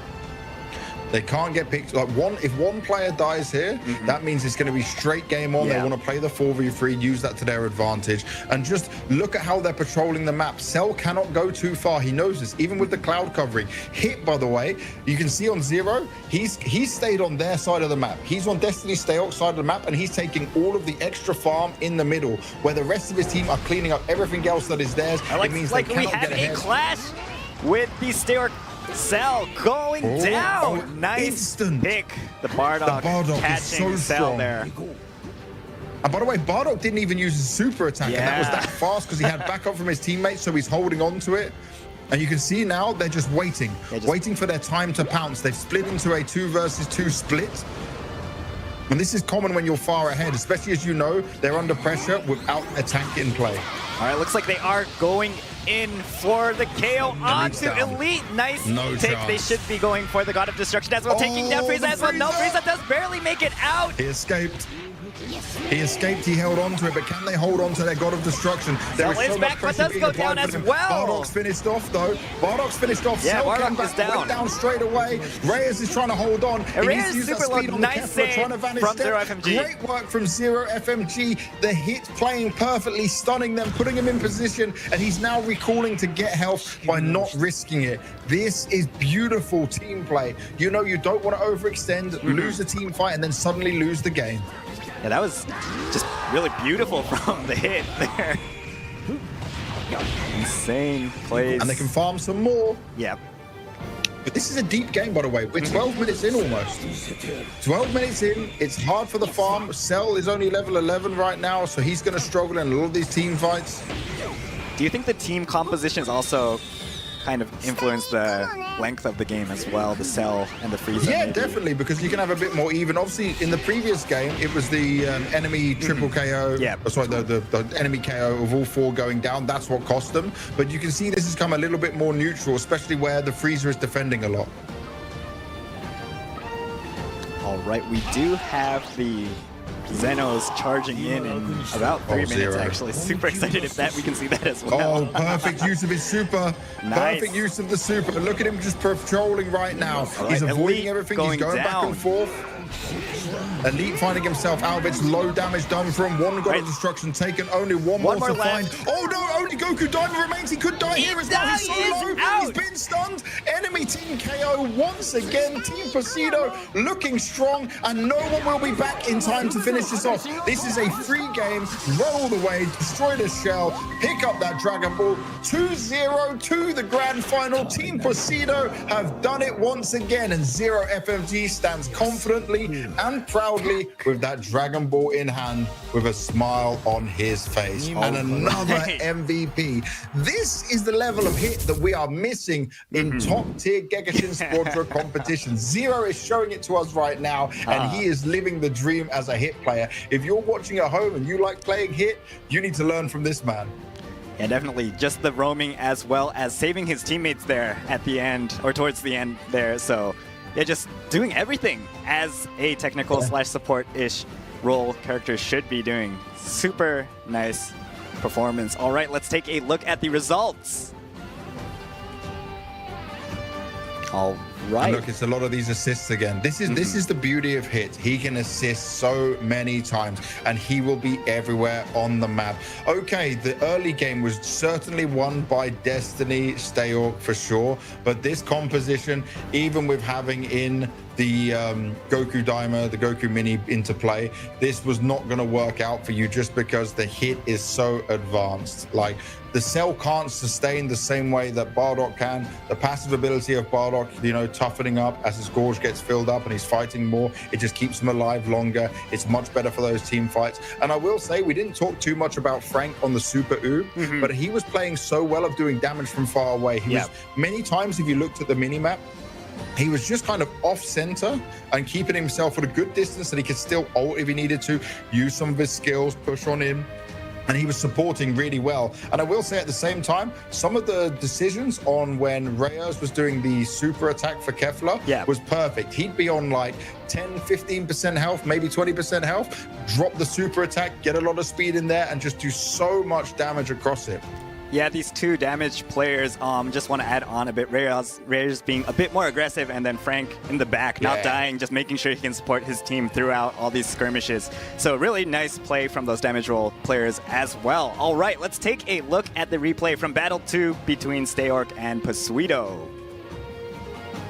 Not everyone has rotated in. It's actually the hit that's Nice staying take down from in the the lower Frieza. side, and that's what you want to see. This is exactly it from the Frieza. Starting off strong, starting off fast, setting himself up for the bosses. Okay, this time around, Pasuito is there. All of them. They're ready for it. This for could be this a snap, big who's team going to take fight. it? Nice take from the Oob. Team Pasuito from the taking Oob, it. but this Oh, Cell cost going them. down. 3 players on Team Pasuito Oh, going no, down. could be He's the Team only player KO. alive. He's got out of there. Oh. Oh, you know you've got that transformation to give you full health again. So then you can take your time and get the job done. Look at this from Pasuito. This is really smart. They dealt straight away with Frieza so that he couldn't set up and get his all his damage onto the boss. So they pushed him back, got him out of there. Now it's up to Godex and Steyork to try and hold on. But they're nice, both going taking down 3 players from Steyork. Absolutely huge. Only Frieza remains, and Pasuito, they're going to comfortably get this one. 0 problems at all for them. And remember, Ribrian is going to give the healing that they need, and this is a key boss. This is almost like you've already lost your tank. This is not ideal, and the Jacko is so important for Destiny Steyork. They're going to try and push for this. Elite will not have the health to do it. The super attacks are coming in. Reyes Jacko still alive, but securing nice. the damage. Secure Jacko gone down by Zero. 0 FMG. Hugely done. Triple boss KO, and now they're just going to run completely across the map, take on all the positions. Look at 0 FMG, even picking up another kill there. Takes down Elite. A tank in play. All right, looks like they are going in for the KO onto Elite. Nice take. chance. They should be going for the God of Destruction as well, taking down Frieza as well. No, Frieza does barely make it out. He escaped. He escaped. He held on to it, but can they hold on to their God of Destruction? There is so much back, but pressure does being go applied down for as them. well. Bardock's finished off, though. Bardock's finished off. Yeah, Cell Bardock came back, is down. went down straight away. Reyes is trying to hold on. He Reyes needs to use super that low. speed on the Nice Kefla, save trying to vanish from step. 0 FMG. Great work from... Oh, perfect use of his super. Nice. Perfect use of the super. Look at him just patrolling right now. All He's right, avoiding Elite everything. going He's going back down. and forth. Elite finding himself out of its low damage done from one god of destruction taken. Only one more to find. Oh no, only Goku diamond remains. He could die here as well. He's so low. He's been stunned. Enemy team KO once again. Team Placido looking strong, and no one will be back in time to finish this off. This is a free game. Run all the way, destroy the shell, pick up that Dragon Ball. 2-0 to the grand final. Team Placido have done it once again, and Zero FMG stands confidently and proudly with that Dragon Ball in hand with a smile on his face. And another MVP. All right, so that was the replay of Battle 2 between Steorg and Pursuito. A bit of a rough start for Pursuito, but they did come back to take the second battle and move on towards the grand finals. Yeah, and you know what? That's what impresses me is that Team Placido, they just found themselves on the back foot, but they didn't let it get to them. They still made the right choices. They were under level around the 5-minute mark. They weren't able to secure the second boss that they wanted to do there, right? It was a trade of bosses 1-to-1, but then they still came back to it with smart team fights and good farming, amazing use of the hit as well. That's what will happen when you have the #1 technical in the world at this game on your team. And I will just say that I'm not going to jump the gun and say they're now favorites to win the tournament. We haven't seen Team Captain Montoya do this, right? But this could be also, for people watching at home, that this was a bit of an uneven matchup in terms of the heroes being used. And I know there are people looking at this and thinking, why they're using Cell, why they're using Frieza. In different regions, some heroes are more popular. We are learning that, right? Yeah. And there are some heroes we see that are more in meta and not in meta. Like I play in the Europe region. I don't see so much Cell. I don't see so much Frieza coming in there, especially when you're looking like S rank level. But I will say that if people are confident and believe in these heroes, they can use it. But I think if you're playing in a tournament and you're playing on a top tier level, you should always be able to have maybe 2 heroes per role you are playing that you can be like god tier at, that you can make sure that you could switch to if needed, because it really did feel like they were outmatched in the veto of choosing characters and choosing who they wanted to play. All right, let's take another look at the MVP, that god tier hit. Look, it's more damage this time, right? It's not about the kills with hit, it's about what he's doing. So, okay, 216,115 total damage inflicted. Took only 56,000 of damage, didn't die at all in there, 7 assists. But what is impressive again is just where you see him on the map. He is being annoying, he is poking in and out, he is playing the game the way you are supposed to play a hit, and he has great cohesion and great chemistry with his teamwork, with his team. And that's what's making it work. Teamwork equals dream work, and that was what we wanted to see there. All right, let's see if they can perform in a similar fashion in the grand finals. All right, we have the brackets updated. Let's check out the next match. All right, so once again, the first semifinals went to Team Pursuito. Next up, we're going to be taking a look at the second semifinals match between Captain Montoya and Sensei. All right, this is going to be very exciting. We talked a little bit about Captain Montoya versus Team Sensei in here, and this is where we have 4 players across a total of 8 players that are all playing at the top level in the world. I'll give the breakdown once again. So Team Montoya is 3 players from Argentina and then Wolves from Peru. Wolves is the #1 player in the world at this game overall on the rankings. He is the #1 damage in the world. And let me just tell you how crazy this is. When Abe, who for the first and second season was the #1 overall in the world, he had S rank in all 3 categories: tank, damage, and technical, where Wolves only has A4 damage, A4 tank, S damage, and A3 technical, which means he is pushed so far on points, on wins, with the damage roll, that he's still been able to secure #1 in the world overall. That on its own is a huge achievement. Then, when we look at Team Sensei, they have the 27th in the world best technical, the 18th in the world damage, and the 27th in the world tank. That doesn't mean that they've just got a significant advantage in here. Captain Team Montoya, they're still going to be the favorites coming into it. But what they need to be very careful of if you're Team Sensei is just your Loiro Fabico, this player. he is going to be the one playing a damage role, and he does play damage in S rank, but he is only B4 and B2 in technical and tank. So maybe he has a little bit less experience in playing some of the other roles, but it's going to be about the team cohesion and how they're working together with all of this. All right, super excited to see which team will proceed to the grand finals. But before that, here's another part of our P3G capsule serial code. Let's go. Let's go. 653Z, 653Z, whichever Z or Z you prefer. These are the next 4 characters of the serial code. 653Z, 653Z. We'll be giving out the rest of the code during this stream, so please make sure you write these down so you do not forget. We also love your passionate support and your comments down below and on social media as well, so please continue to show your support for the players of the South American region. Please continue to use the hashtag SQB_SA, all caps, as shown on the screen. Oh yes, we're reading and we're seeing a lot of the comments people are making on social media about the game, about the event, about us and the commentary and the hype we're trying to bring. So hopefully you guys are enjoying it the whole way through. We are having so much fun covering these games, and this is only the opening weekend. We still have another weekend. Yeah, we have 2 more series coming up, so super excited for those as well. All right, before the second semifinals match, we have statistics from the SA server during Season 3. So let's start off by looking at the most used characters.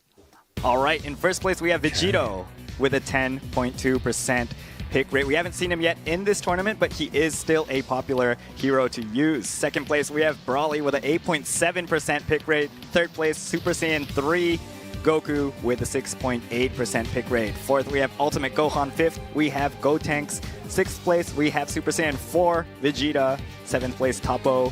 8th place we have the Bardock, and 9th Super Saiyan Vegeta, and 10th place that Cell we saw from that previous match. All right, what do you think? You know what, a big difference I'm seeing there is, for example, in Europe, Bardock was in the top 4% for the pick rate. So he was 4th place with a 5.1% pick rate, where on SA server, Bardock's only in the 8th position. The Super Vegito is still super popular, as well as Broly across both games. So the top 3 is the same. Ultimate Gohan only a little bit above in there. Gotenks is not as popular in Europe as he is in South America. So there are some slight changes. But for anyone watching this and looking and thinking, what is going on here? Where is Kefla? Remember, Kefla, more of a new character. Not everyone has managed to unlock her just yet, even though she is really powerful and is almost like a must-have as you're looking at within these games, right? Everyone is picking Kefla. You will always see some Kefla. So, you know, give it some time. Wait until next season, the end of this season. You're going to see so much more Kefla coming out. All right, let's also take a look at the KDA rankings of Season 3, the SA server. All right, so first place, we have the Bardock, actually 2.95, and then the Kefla, as you mentioned, super powerful damage roll hero, 2.89 KDA, and Baby coming in 3rd place, I believe once again, 2.78 KDA, and then we have the Kid Gohan hit, Kale in 6th, the Gammas in 7th, Piccolo, Frieza, and Majin Buu in 10th place. So once again, Baby doing really well in terms of KDA on these solo queue servers. You know what? I don't know. I must be just wrong. I don't see enough Baby in there. But remember, this is from C4 rank or higher. But definitely within the S ranks, we're not seeing a huge amount of Baby being used. It seems to be a bit of a meme, but I will just take it at this point. It's identical, by the way. EU and SA. Bardock 2.95, and then Kefla 2.90 in Europe, and then 2.89 for SA. Baby only 0.1 point of difference in there. So they're kind of similar across the board early on. It's only later when we get down to like the Majin Buus and the Freeze and stuff that changes around between EU and SA. So kind of similar on the KDA for now. All right, and yeah, that hit a bit higher than the EU servers hit, I believe. Might be all thanks to Zero FMG there. Yeah, just one man army. Yeah, it's very possible, definitely possible. Yeah, and yeah, he's definitely performing really well on that hero in this tournament so far.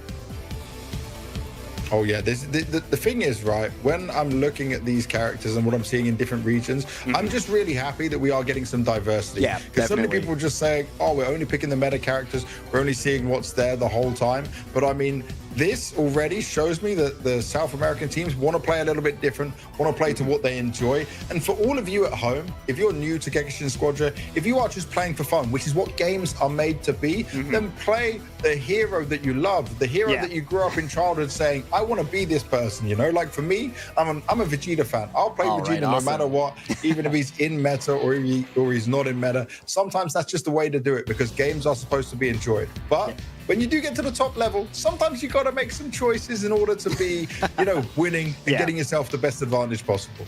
Yeah, definitely. I love my Gohans as well. Thankfully, he's super strong right now in the technical role, the ultimate Gohan. We haven't seen him yet in this tournament. No. We haven't seen Vegito as well. So yeah, looking forward to seeing those two heroes, hopefully in this next semifinals as well as the grand finals as well.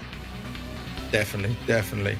I will say as well, when we get into this next game, right, that this is going to be, from what I'm looking at chat here, Sensei is getting a lot of Brazilian flags put alongside it. So it's going to be a real battle of different areas, different regions within South America. If Sensei's coming from Brazil, then you've got Captain Montoya from Argentina, Wolves from Peru. This is going to be a battle of pride at the same time as well. And I want to just see, when we're seeing so many of these players that have probably played against each other so many times, how they deal with this in a tournament level. This is when we start to talk about mentality. This is when we start to talk about dealing with pressure. And people at home, if you think there is no pressure, well, guess what? They're competing right now for being in a position to put themselves to some of the best players in the region, and they are some of the best players in the world. This means a lot to them. This is what they work for. This is what they grind for. This is what they put hundreds of hours into this game for. So right now, it's not feeling like when they just join a normal game, they're playing with friends, you know, they're just enjoying the game, testing things out. No, this is, they know,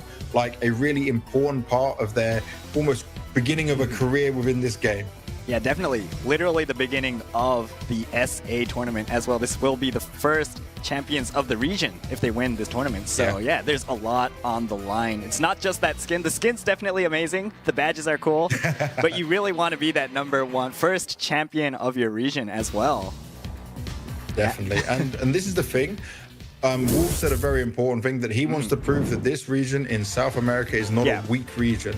And okay, looking at looking at us how we're like starting off straight away, this is not a weak region. This is a region right now who is looking to make sure that they can show themselves in the best light possible.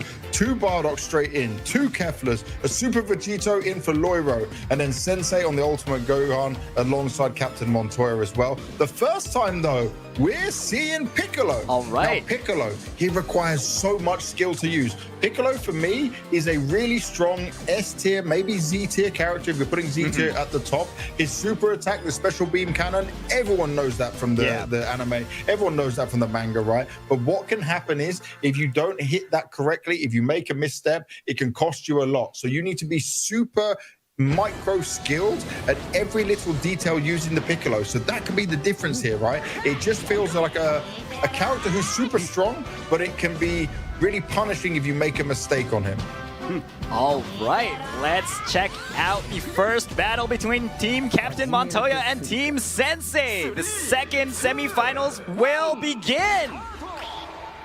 So many top tier players, so many, and the very best in the world. I'm going to keep saying his name, Wolves from Peru right now is going to try and show the world exactly how you're playing this game at the highest level, what it means to be one of the best players in the world, the #1 for Season 3 of Gekishin Squadra. So let's get it on, let's see what's going to happen. Yeah, super excited to see the Piccolo as well. Really popular pick in the previous tournament from 2025, actually, just sniping those bosses with his special beam cannon. So yeah, looking forward to that as well. We do have the ultimate Gohans on both sides this time. Yeah, the Ultimate Gohans is what we were looking at to try and see, right? This was something that we were certainly focused on in looking at the importance of them. But I mean, we're going to have to wait and see how they're going to be used here within the South American server.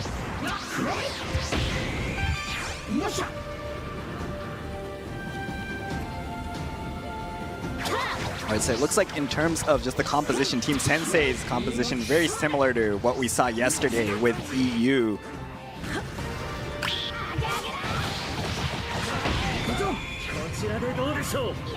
Both teams playing it fairly safe so far. Oh, And I some expect aggressive that, here. right? You can't see the health. They're Yeah. going to have little fights going on. Wolves as well, nicely securing the Kai. Beautiful stuff there. Sheepy's come up to back him up as well, so they're bringing Bardock up early on. Oh, They're going straight down. into systems. They take down the Kefla fast and furious. Remember, Kefla is so weak in terms of just how spongy she can be, how much damage she can take. That was a huge jump. Really impressive rotation. That is the perfect fast rotation early on. And guess what? Jackie Chun, the first boss, is coming up, and they're already there with a lead in terms of the experience. And if they wanted to, they can quite easily secure this Kai. And that's exactly what they're going to do. Land Oh, it in the looks like kick they on might be the Sensei. taking Oh, down they're going another for player. kill. Nice! Sensei going down! Oh, that is a huge mistake. And look, the rotation was perfect. Piccolo single-handedly holding the bottom lane, only just coming up now. Nice They're going to go in take! for the Super fight. fast take with that Piccolo special beam cannon. instantly kills it. Special beam cannon is the win, single-handedly making this happen. And this is absolute destruction from Captain Montoya. Beautifully played, great teamwork, and they are not done yet. Oh, the Vegeto's low as well. He's got to be careful. The Bardock can jump him, but doesn't want to risk it because there is a high level on that Vegito already. He's level 7. So look at what we're seeing here. Wolves and Vegito both level 7. Everyone else 5 across the board. Already, Piccolo's grabbed his super attack back at the beginning, so he's already in a good position to do it. This is just so strong. Super nice, amazing, just lurking from the Cheapy early on that Bardock, saving literally, I guess, that boss, taking down 2 of his opponents in that gank. You know, he hovered the baby for a moment there in the champion or the hero select. He's trying to bait me, man. He must have been watching the he's commentary. definitely watching us. He's trolling. He's definitely trolling. But what a crazy, impressive start from Captain Montoya. Yeah. 2 kills already, Sensei on the back foot, 1 boss secured, and it wasn't even close. This was not a matchup so far. Now, this is a very early game. It's nowhere like going to just define everything that's happening right now. But I will say, Poros on this Piccolo, he has impressed me straight away. How fast he was able to hold that. Now, do you know what's beautiful? You know the Hell Zone trap he does, where he puts all the beams in the sky? You can single-handedly hold a God of Destruction and be very defensive there while keeping some distance at the same time. And more often than not, you see a lot of the Piccolos scout forward on the map. So they'll be maneuvering their character somewhere else while keeping an eye on what the Hell Zone trap is doing, which gives you extra visibility. And another battle's already started down here. Oh, the Vegeto's low already, being blasted off into all directions. System is gone both down. damage This roll is great players work. down A for double Sensei. kill straight away. Complete domination. The Bardock has to transform because he was on so much low HP, but Poros is there, and he can do a special beam cannon once again if he wants to secure it, but they will just finish it instantly. Piccolo too strong, too smart right now, and Captain Montoya with the double bosses and all the kills going their way. Sensei do not know what is happening to them right now. Yeah, just perfection there in that early team fight as well as that boss take. This is hype. This is the most explosive hype start we have had to any game so far. Oh, Captain Montoya with the constant stuns. Yeah, it looks like and the nice low take finished off. on the Oh! Vegito. Vegito may Just have the levels, but he domination doesn't here. have the health, and he's Yeah. completely rolled over. This is why I said Team Captain Montoya with the best player in the world from Peru. I'm not talking about South America right now. He is the best overall player at Gekishin Squadra, and he is dominating right now with great team play with his teammates. All right, Captain Montoya also taking down the first God of Destruction of the second semifinals. Just ahead in every aspect so Everything. far. I don't know how Sensei get their way out of this. They cannot lose the next boss. If they get triple boss KO, I will just call the game GG already, because I don't know what they could do. It would take a huge mistake from Captain Montoya to lose this if they get all 3 bosses, because right now they are playing together better. Wolves up on level 11. Remember, the Vegito was level 7, the same as Wolves at one point. Yeah. But because the Vegito has died twice, he is now on the back foot, and Wolves and Piccolo are just dominating. And look how Captain Montoya is placing his helper to give extra vision at the same time. This is a really smart Ultimate Gohan play. This is what you should be learning from if you want to play Ultimate Gohan. Nice Oh, damage! Kazajin! onto the Bardock. Taken down. The Bardock is out of it again. Your tank is being finished off here. The Vegeto's trying to fight for it. Wolves doing a lot of extra damage. Nice Trying to special escape. beam cannon Piccolo there as backing them well. up. This is just absolutely crazy. How is It he looks like getting they're going away to take with down this? another player as well. Kefla going down. They're hunting, but they could go for the boss. Captain Montoya is hunting Sensei down. He's got the levels. This could be the team KO. This Will is they great. get it? They're going Oh, for it. just barely getting out alive. Nice save by the Bardock. Ooh. Captain Montoya does go down a slight overextension, but they're going to get the triple boss KO. Jacko falls. Wolves did all the damage. He can go back and heal right now. Captain Montoya now have all of the gods of destruction in their eyes. They don't need to be scared of this. You can defend all you want, but they've got the big boost. You see Chippy now going for the fight, pushing forward. He's taking a lot of damage. Needs to be careful. Oh, beautiful done, though. He's using the gorge. He used the wild roar. Nice take on Sensei. Riot Javelin dropped as well. Second player down for Sensei. How did Chippy stay alive? They're all dropping like flies. The God of Destruction is another staying up, enemy but it's an team enemy cake. team Oh! KO.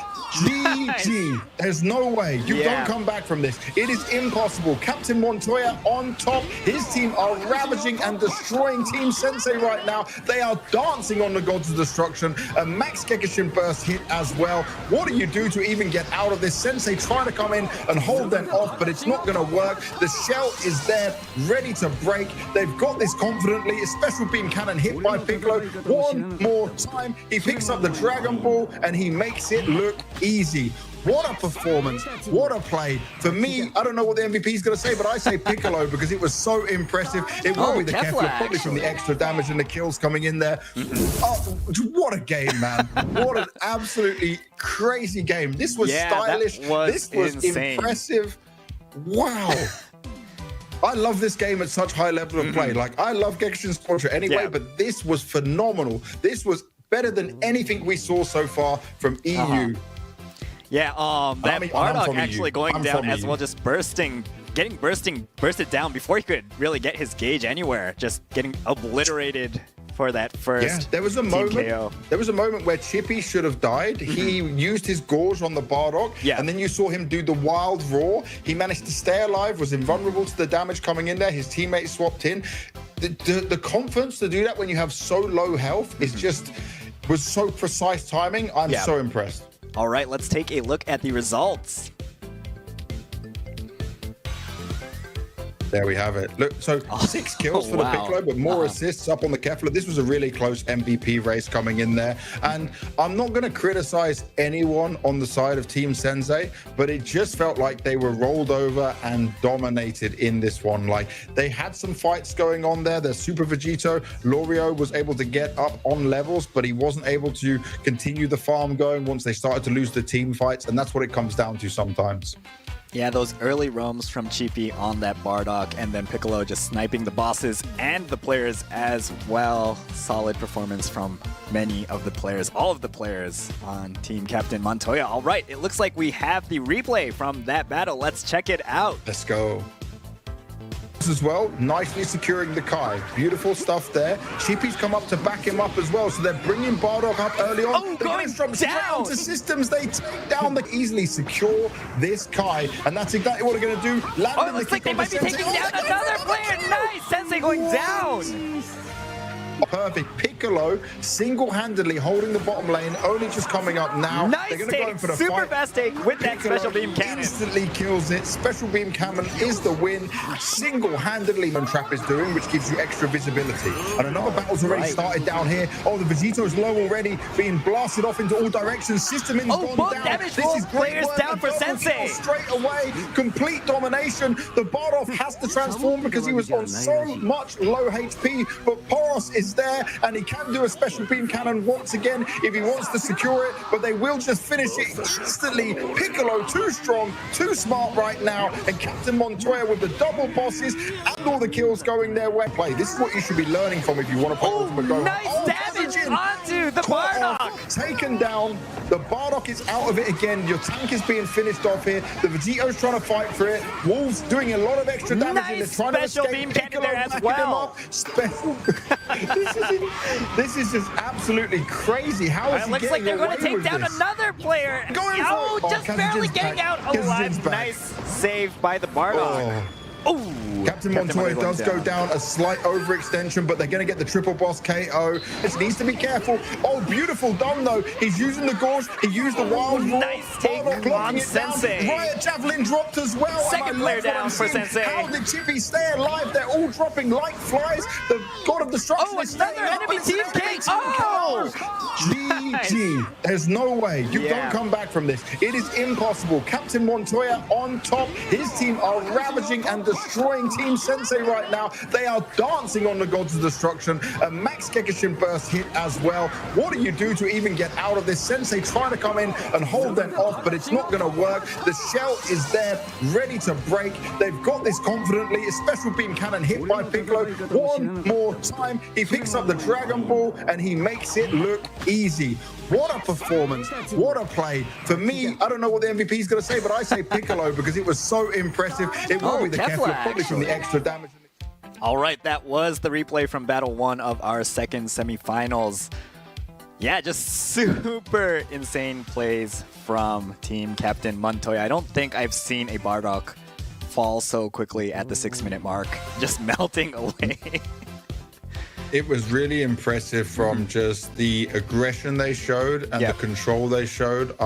Captain Montoya himself playing on the Ultimate Gohan, the way he was using his helper to do some extra scouting as well. Sometimes we don't see enough of that in the high-level play. That was really impressive. This Piccolo, you mentioned that last season he was being used a lot. In this season, I see it less and less, but it's still a very capable hero, but it has to be used in just the right way. He was securing bosses, he was securing kills, and do you know what Piccolo we can be really aware of? So many people stay just focused on their hero and you're kind of going around the map, but what you want to try and do is you want to try and scout ahead of your mouse on the map and look before you're going into location and then play from a distance, but still being able to land those hits is so hard, and yet I don't think, and maybe I'm wrong, but I don't think he missed one. Like I'm just gonna say, Boros was so impressive. It was just super precise. I'm wowed. I'm really wowed by this, man. I love this level of play. This makes me very excited. South America, they said, Wolves told me in message, he said, we are known as the weak region. So it's good that it is known that this isn't the case by showing it in this tournament. That, like, you've done it, man. You have done it. Between you and Zero FMG, you have showed that this is not a weak region. And you know what? I can't wait till at some point we get a tournament where we see all the regions together, you know? Oh, yeah, definitely. Like, that's going to be super exciting. Who could be the best in the world? Oh, that would be amazing. Yeah, hopefully offline as well, so we have all the players in like one room. I really dream of that, dude. All right, let's take a look at the MVP of that previous battle. All right, so once against Wolves taking the MVP, 509 KDA. A lot of damage inflicted as well in that short period of time. Yeah, and really impressive what I was seeing from Wolves here is just that he wasn't overextending. There was many times where he was able to pull back from a fight despite being low. I see some people comment still to this day that Kefla needs a little bit more health or needs to be a bit more defensive. But with how powerful she is with damage, if we buffed her on health or defense, it wouldn't be fair. You need to just be a player who is very good at moving around and getting out of situations because of the extra speed she has. So right now, I feel like Kefla is in such a good position. She doesn't need any buffs, that's for sure. Oh, yeah, definitely. Like, if she gets nerfed in the future, that's one thing. But I mean, she doesn't need any more buffs. Like, you just need to learn how to play with her compared to other damage characters in the game right now. Yeah, definitely. And the MVP was Wolves on the Kefla, but insane performance from Piccolo, Bardock, and the Gohan as well. Just everyone playing really well. The kickbacks with the Gohan alongside those Bardock ganks, very influential in the early game. And Piccolo. And I'll say that. While we're talking about like just how good each player was, this was I called it before the MVP came up that I would give it to Piccolo, right? But everyone played their role so good. Yeah. No one was overextending. They took good control of the early game. Bardock going up to the top lane very early on, even before, I think it was like the 1:40 mark. Yeah, super quick. To have that read to jump on and get those early kills, it puts them so far ahead. And it really felt like Sensei were caught off guard. They were kind of like, whoa, I'm shocked. I don't know what's happening. Like, this was not what I expected. And that really shook them early on in the game. It's now how they're going to respond with this. I don't think we'll see any hero changes here. I think everyone will play exactly as they did. It's not going to be a hero problem. It needs to be that Sensei is more aware of these early fights going on, not to give up too many early kills, be careful of the rotation. If someone spots that the Bardock isn't there and we only see the Piccolo, then okay, we need to change it up. We need to make sure we send someone else up the top lane to help as well, or we play a bit more defensive so we don't get caught at the same time. It's all this very small decision makings that need to happen very quickly, and that only happens when your map awareness is at its highest, which we didn't see from Sensei in comparison to Captain Montoya. Yeah, the mystery HP draw probably influencing that as well. I feel like they just went for those burst KOs because, you know, if you don't know how much HP they have left, might as well go from 100 to 0 right away and take him down, before he can heal up. They were not second guessing themselves. Yeah, definitely. Just they never went into it and said, okay, we're going to think about this. No, it was full fight. Everyone here if you can. And also the boss secures. Obviously having the Piccolo and doing the special beam cannon is really impressive, but it was the fact that they secured it so fast each and every time that they didn't stand the chance. So it looks like we're going exactly the same in with this, right? No differences at all. Showing us the baby Chippy, once again. Chippy. If he does this, this is a flex. If he does this, he's slightly trolling me, but also flexing. No, he's going to the Bardock. Chippy, I love you. I understand this, bro. But I'm just going to tell you, you know, baby would be giving yourself a disadvantage. Don't troll me and the viewers at home. All right, looks like once again the Divine Draw will have a mystery HP as well as that cloud cover, so I need to be aware of what's going on the map throughout the game.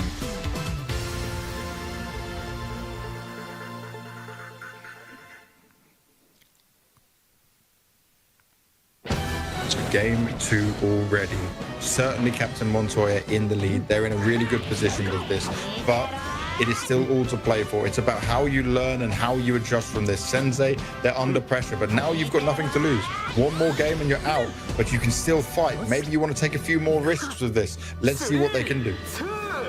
All right, Squadra Blast SA 2026 Sharp 1. This will be the second battle between Team Captain Montoya and Team Sensei. Let's see if Captain Montoya can take the second battle and move towards the grand finals. Let's see if Sensei can take a game back and, take it to battle 3. And again, we're hiding the health. It's being hidden away. We've got the cloud cover at the same time as well. So, you know, extra clouds in there for people to hide between, get a little bit sneaky, but also the hidden health to play some games on yourself. All right, the first attack going to the Bardock from Team Sensei. You know, the thing about this Divine Draw... Oh, sorry to just cut you off. The mystery HP... it hides your opponent's HP, but also the NPC HPs as well. So that just causes a lot more chaos, a lot more just confusion throughout the game, especially in solo queue when you don't have that additional voice comm coordination. And I would also agree that it gives an advantage to the Piccolo, who doesn't really care what HP it's on. Oh, super low! Will they take the first KO of the game? Easy. Nice. And they might go for 2. Yeah, forced to transform. The Vegeta transforming has to do it very early on as the Vegeta. It looks like they will try to chase him down. Nice. And they're not giving up. They're going to take him. He's got no defense. Easily found. And this is domination once again from Captain Montoya. This time, it is not the top lane doing it. It is the bottom lane. It is Chippy and Poros coming through. Absolutely strong with no problems at all. Beautiful Piccolo play, beautiful teamwork play coming in there. And I love to see that he was using the Demon Whip to try and grab onto him and get closer to him to continue that fight. Nicely done. Yeah, just showing us that they can also perform spectacularly in lane. Oh, he's got to be so careful. Yeah. They don't want to risk it, which is fair. I understand that, but I mean, he's really risking it because his teammate wasn't even back up. Oh, they're already here. Okay, Sensei, 3 players already down at the bottom. Ultimate Gohan a little bit slower behind, but no one's engaging just yet. They're going to wait to see how the team fight can go down. There's a special beam cannon on the Piccolo at the same time, who can use that to his advantage. Remember, with how he charges it, that's a big deal. Can he snipe it away? He's looking to try and do some damage onto it. The Piccolo still has some health in there. Some more kills happening. Oh, the Kefla's gone down on Team Sensei. They need to be careful. Nice Sensei himself is Piccolo so once much again. more damage. Piccolo with the boss secure. Piccolo may be low on health, but he put himself in a good condition. They did both lose 2 players at the same time. Captain Montoya wants to escape from there. And oh, he's still going back in to back his teammate up. A little bit of a risk. He doesn't want to get team KO'd. This could be a huge problem. The team KO doesn't come in because Piccolo got revived, but that was too close for comfort. Captain Montoya maybe a little bit too risky there. Yeah, nice take from Poros, but Team Sensei responding with a bunch of KOs there. Oh, I was very nervous for the team KO coming in.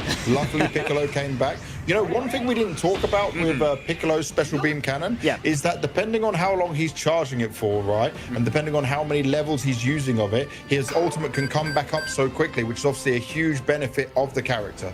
So he can quickly get his ultimate back more so than other characters, allowing for like the multi, rapid fire, or charge shots coming in there and how he wants to use it, which I think is really impactful for a high-level Piccolo player, depending on how he chooses to use it. Yeah, adds on to the difficulty of the mechanics on this hero. Super hard to use as a beginner, honestly. I think I've tried to use Piccolo after the 2025 tournament, but yeah, I gave up really quickly, man.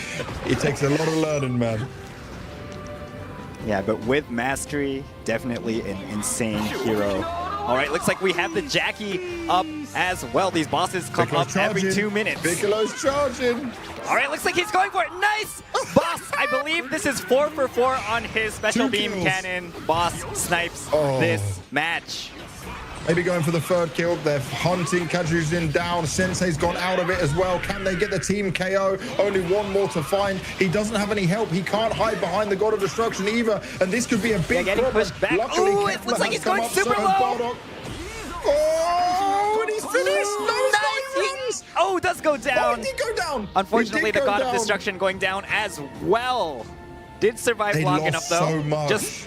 Just barely. They lost so much. Yeah. So he bought time that the team KO didn't happen. Yeah. But they lost the God of Destruction. They've lost now the levels. They've been dominated once again in the early game.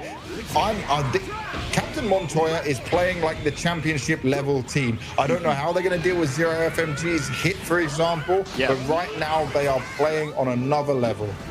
All right, and Team Sensei, no room to breathe. The next boss is coming up in less than 1 minute already. They will need to prepare for that. It's like boss fight, and we're just straight up into it. Yeah, a lot of players going down in these fights as well. Just insanity all over the place. Chippy can't make any damage onto that God of Destruction this time around. So it is going to be a little bit tougher here. Piccolo is farming so well, up to level 11 already. Great use there as well of the light grenade at the same time, just to get some extra damage done. He's leveled up his skills perfectly as well. Look at Captain Montoya again. You saw him place the shoe there. That gives him vision of everyone else that's coming in towards where the boss is going to spawn next. So it's giving him the vision every single time. This is a man who has been practicing the team fights. He knows what's happening around him. He is aware of all situations. Right, the battle's going off already. In the bot lane. Grabbed in. Special beam cannon goes out. But does need to watch out for the Vegito. He's being hunted down. Vegito's chasing him, and he gets makes it out alive. Beautiful. Nice. Vegito last lane. Oh, this is an enemy team KO. Again, Vegito even with Piccolo being hunted down. Oh my, Team Sensei, they're going to be so unhappy with how they played that one. There's not much time on that team enemy KO, remember, only a few seconds. So smartly done from Captain Montoya. Let's focus the boss. Let's get the triple boss KO, and then once again, we will be able to secure positions. They've got a lot more in terms of levels. Look at the difference in levels right now.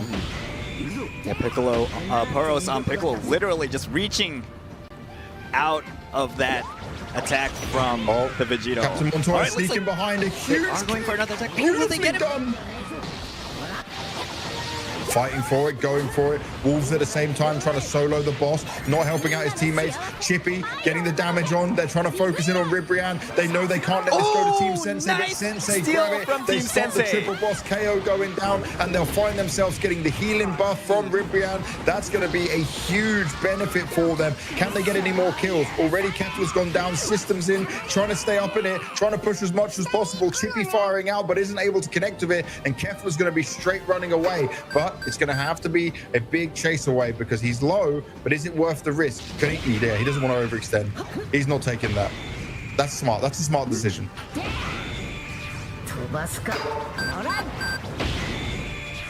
Okay, for the chat right now, who are you cheering for? Is it Team Sensei or is it Team Captain Montoya? Let me know. Yeah, definitely want to know who everyone's cheering for. All right, the By final the way, I'll boss say what's is up. really impressive Yeah. is that Team Sensei didn't lose off the back of this. They knew that some of the members of Captain Montoya were low. They went back to the boss and they effectively took it down. If they'd lost that boss, again, it would have been game over. So Yeah, they it would survived the enemy definitely have KO. been done there. All right, looks like we have the next boss battle, boss fight coming up. One player already big down damage. for Team Captain Montoya. One player down Straight up for into Team it. Sensei as well. We have another fight between the Vegito and the Piccolo. Piccolo just escaping. Oh!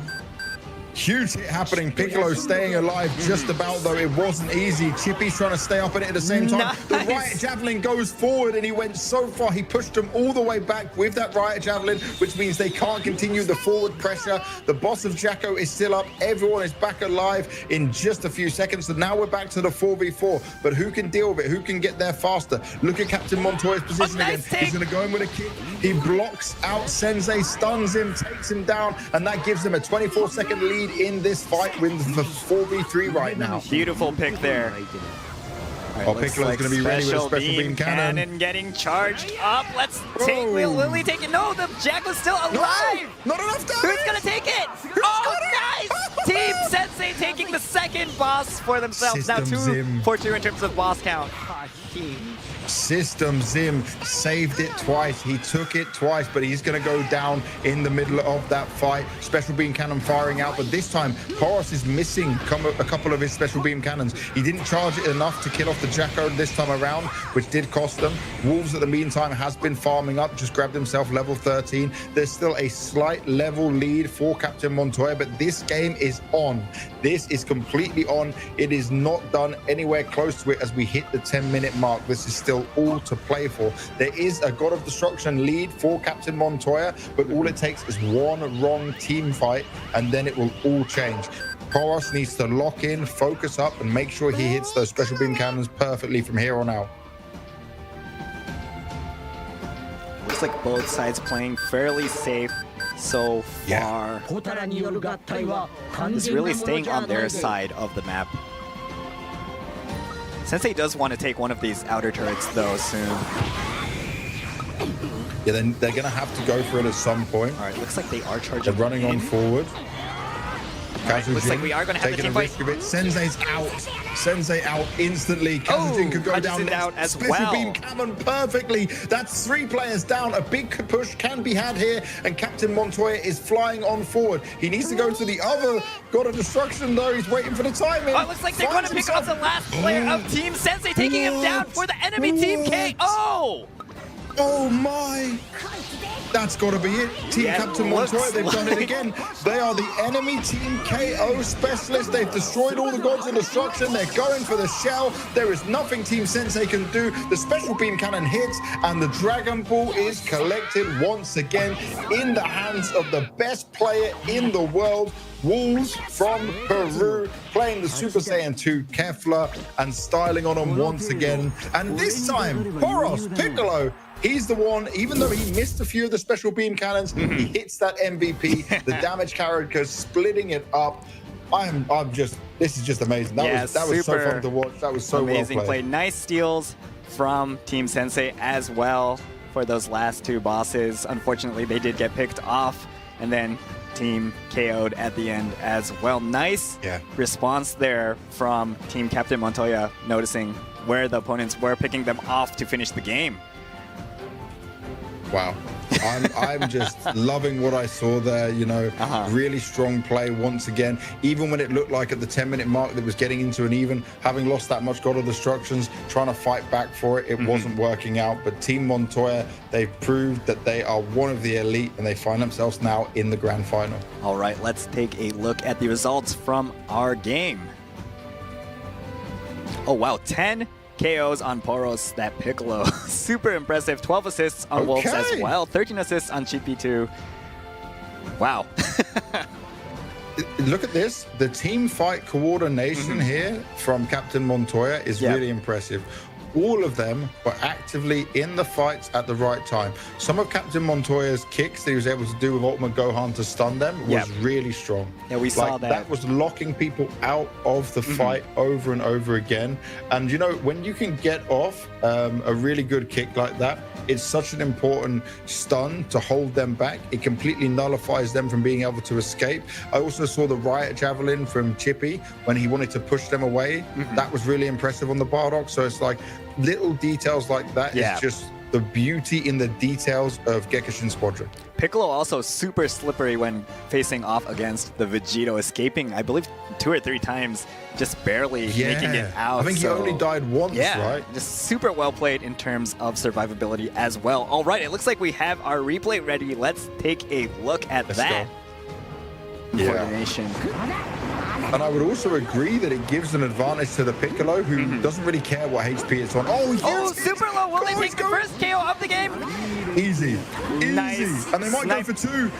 Yeah, forced to transform. The Vegito transforming has to do it very early on as the Vegito. It looks like they will try to chase him down. Nice. And they're not giving up. They're going to take him. He's got no defense, easily found. And this is domination once again from Captain Montoya. This time, Kefla's gone down on Team Sensei. They need to be careful. Nice Sensei himself is Piccolo once again. Damage.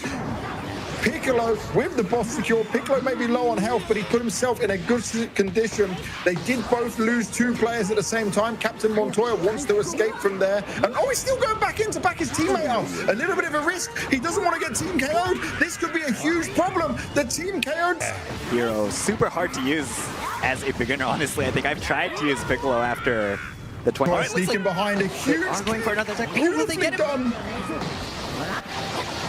Fighting for it, going for it. Wolves at the same time trying to solo the boss, not helping out his teammates. Chippy getting the damage on. They're trying to focus in on Ribrianne. They know they can't let this go to Team Sensei. Nice But Sensei steal grab it. from They Team stop Sensei. the triple boss KO going down, and they'll find themselves getting the healing buff from Ribrianne. That's going to be a huge benefit for them. Can they get any more kills? Already Kefla's gone down, systems in, trying to stay up in it to Montoya's position again. He's going to go in with a kick.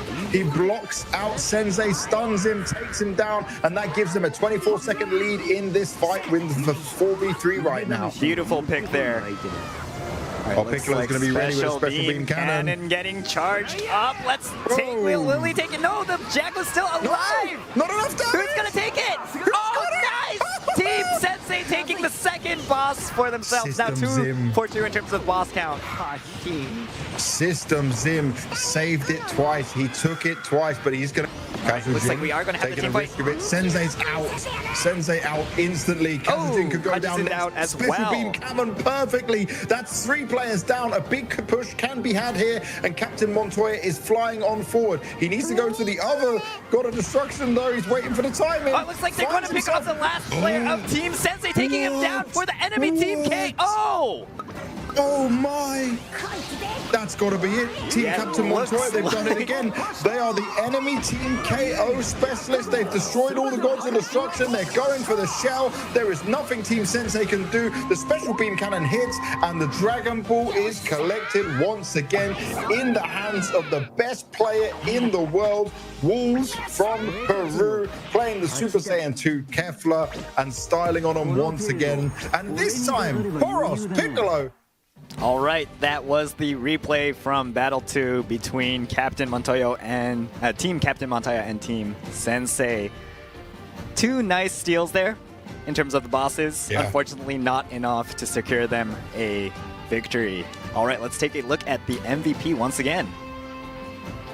All right, we This have time they're Poros. splitting up the MVPs. Poros, high damage on that Piccolo. 10 kills, 2 deaths, 8 assists. We saw 2 of the deaths coming out to that Vegito. He was having a good battle back and forward. You know, he's able to escape so well with the Demon Whip. Extending his hand forward and being able to jump out to different locations is really powerful because he is still a bit squishy, right, comparing to other damage characters. But how well Poros was playing this time compared to the first game, we saw him miss some of the special beam cannons, but it didn't matter because if you're doing that much damage, you know what? No one's going to complain about that. And what a way he was entering into some of the team fights, helping with some of the boss secures. You know, it's going to be very chaotic, especially with, like I said, with Piccolo, you have to nail these shots and it's kind of a one and done. If you don't hit it, you're kind of exposed for a moment. So still really impressive. Him and Wolves taking an MVP each as they march their way into the grand final. And dude, I'm just, I'm expecting such an amazing, crazy grand final. This is, I can't wait. I can't wait. Yeah, super excited to see the Piccolo in the finals as well as the hit from Zero FMG. Super excited for that. All right, let's take a look at the finals bracket. All right, with Captain Montoya moving towards the finals, we will have the grand finals. Pasuito vs Captain Montoya. All right, just some unique picks from both sides, so super excited to see how it'll play out in this finals. Yeah, both of them going 2-0, both of them playing way above the level of their opposition. But that's going to set us up for an amazing grand final. I really hope from the bottom of my heart that we get ourselves at least 3 games in this one. We deserve that for the South American region. But do you know what? Anyone who's coming from Asia, from Europe, from North America, you can no longer say that South America is weak.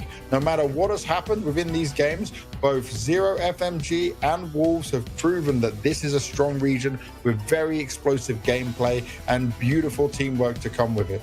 And just to remind everyone, this grand finals will decide the first ever SA champion. So super excited for that as well. But before that, here's another part of our P3G capsule serial code. Let's go.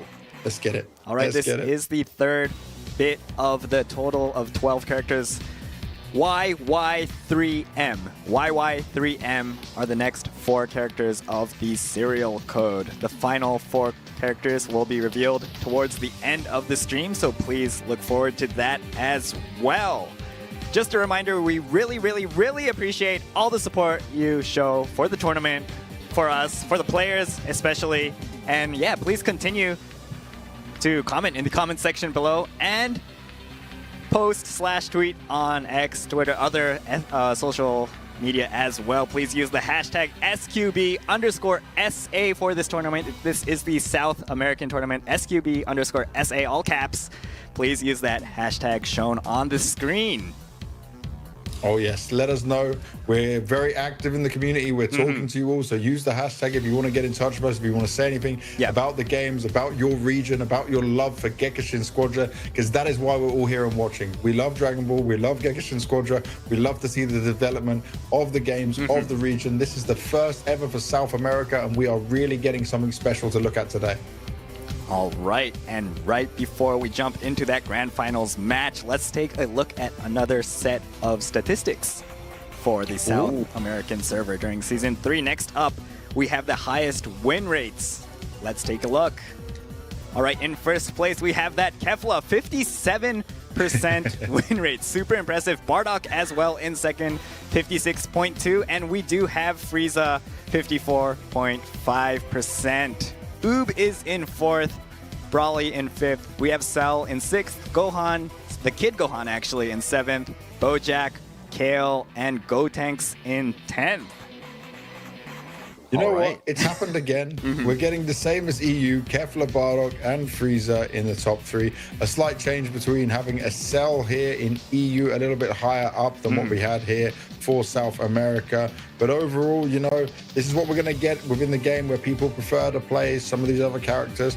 Full power Bojack, you know, people keep saying he's a terrible character choice, but here we have him. He's doing some good work across both regions. People do love him no matter what in there.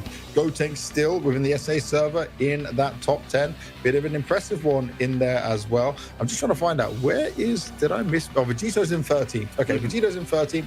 That's not too bad, you know. He's still a character I think a lot of people haven't got to grasp with just yet. Super popular character for sure. I see him in so many of my games, but I mean, he's not as strong as your Keflas right now, that's for sure, especially a Super Oob as well. Yeah, definitely a pick for newer players as well. Super popular character from the series. So, yeah, we mentioned you should be using the heroes that you really love from the Dragon Ball series. And yeah, I think Vegito is super popular. So, yeah, if you're a new player, definitely try him out. His KDA or / win rate isn't, you know, everything about the game. All right, let's check out the team win rates as well. These will be team compositions. Let's take a look. All right, so we have a lot of Cell here. These are the team win rate rankings on the SA server. First place, we have the Cell. Brawly actually coming in as well. Vegito and Gotenks with a 58.6% win rate as a full composition. In second place, we also have Cell, Brawly, Gotenks as well. We have the Super Saiyan 3 Goku. In third place, we finally have Bardock, and we also see in fifth place a Ultimate Gohan. But yeah, just a lot of Brawly and Cell and Gotenks as well. Okay, South American viewers watching the stream right now, please tell me, why do you guys love Cell so much? In Europe, we had it in second and fourth place, but the rest was Bardock.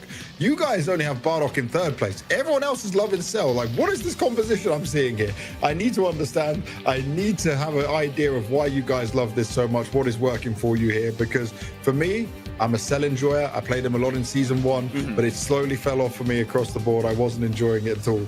And I'm definitely now more of a SSJ4 Vegeta / Bardock fan. I got to work on my Bardock more for sure. But Vegito being in there, SSJ3 Goku makes a lot of sense. The Gotenks one was a bit of a surprise. We had him twice for Europe, but 4 times? Guys, I got to tell you, there's an Ultimate Gohan. He does exist right now. Yeah. Yeah, I think we both agree that the Ultimate Gohan is the solid technical hero to choose. I'm surprised that he doesn't show up too often in these rankings, actually. We've seen how good he is, right? They've shown us here. Captain Montoya himself has shown us here how good he can be. Yeah. Like, that is something that you can't ignore right now. And we have the Brawlies actually from the EU win rates as well. Brawly's super popular. Yeah. What do you think about this Brawly? I think it's because Broly is just like a very popular character within the Dragon Ball world, right? Yeah. Like, he's so big, he's so brutey. So, like, I'm guessing this is what it comes down to. There are amazing people out there who are just die-hard, hardcore fans of Broly, and they're just picking him again and again. Keep doing that. You should for sure. You know what? I would love to find out if we could eventually at some point get some stats from like S rank, A rank, B rank, C rank. Oh, yeah, that would be good information for us to learn. Interesting. To see how different it is at the top to the lower levels, you know, and see how people are doing it as they grow in the game, because it is quite easy to play maybe a Cell on like B and A rank in comparison to S rank. Yeah, I think similarly for Brawly as well. Super strong in the lower ranks, just smashing everything, smashing the ground, smashing everything around you, jumping around with those smashes as well. Super hard to deal with, very scary actually to play against as well as a beginner. Yeah, just that monster, that huge monster flying at you, just destroying everything in its way. We also see Super Saiyan 3 Goku not too much in this tournament, but on these rankings. So yeah, how I see him so much in the game. Far? Yeah, how is he in this season? So much. I feel like in this season he's a little bit weaker, but he's still very good. You know, his instant transmission is something that if you can lock that down and you're very good with the micro ability to be able to control it, you can just dominate a game and be everywhere the whole time. Obviously, the Kamehameha, he went through some nerfs, which obviously he did need because he was way too overpowered. Yeah. But I mean, he's right now a bit more balanced. Both Gokus, SSJ3 and normal Goku, have become more balanced within the game, but they're still always going to be picked because he's probably the #1 character for everyone, you know? Yeah, definitely. With voice comms as well, you can use those transmissions even better than in solo queue, I believe. Oh, yeah. So, yeah, just definitely your teammates calling you when you need to, just escaping when you need to as well. So, yeah, super fun character to play, flying around everywhere with those instant transmissions. So, yeah, hopefully we see some of that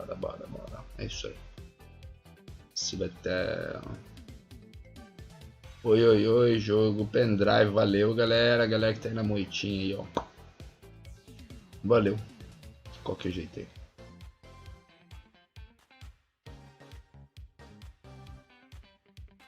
E a gente para então na janela de browser.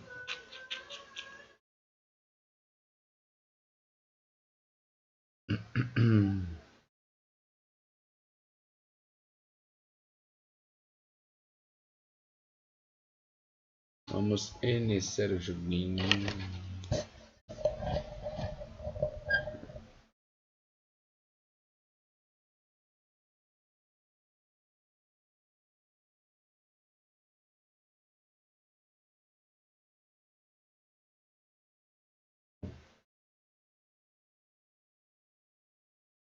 Dragon Ball Gekishin Squadra.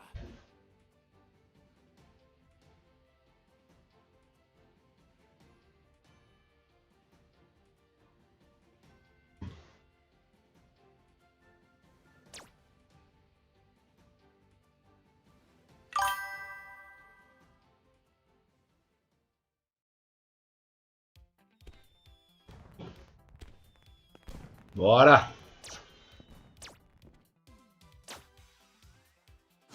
Fui tapeado.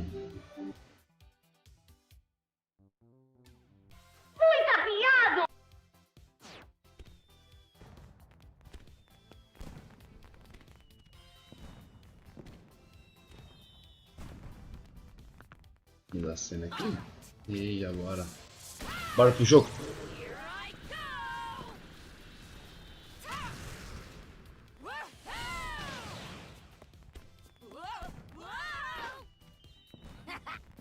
I'm getting pumped.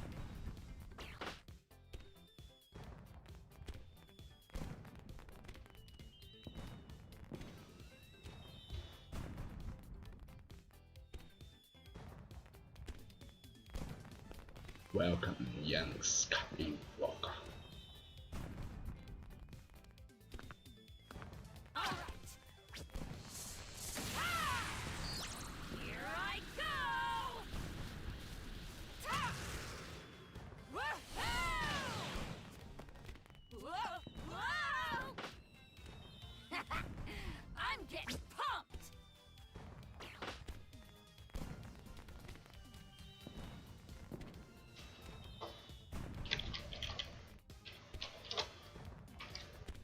right.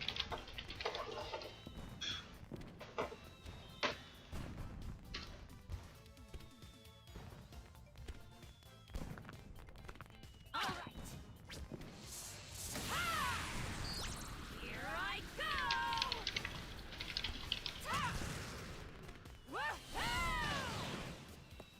Whoa, whoa. I'm getting pumped.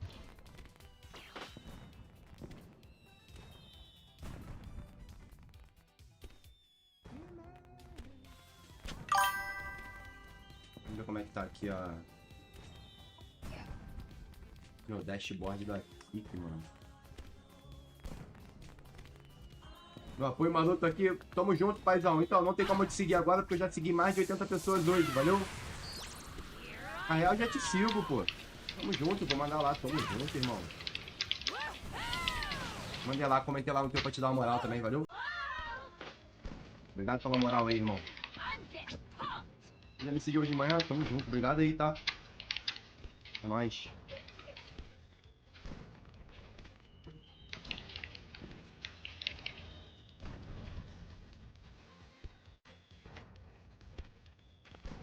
Bom, agora faltam 12 pessoas de conversa. A média de 50 que a gente resolve no gank. E atingir 10. Temos 2, faltam 8 subs. Aí é coisa linda. E essa meta aí, pelo menos pegar o verificado. Estamos chegando, estamos chegando. I'm getting pumped. You and I alone.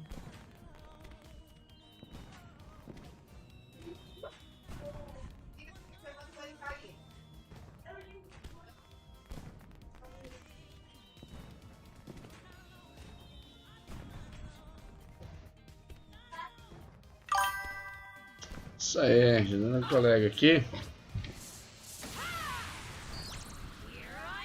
A multa entre streamers é sempre muito bem-vinda, né? Vamos junto, irmão.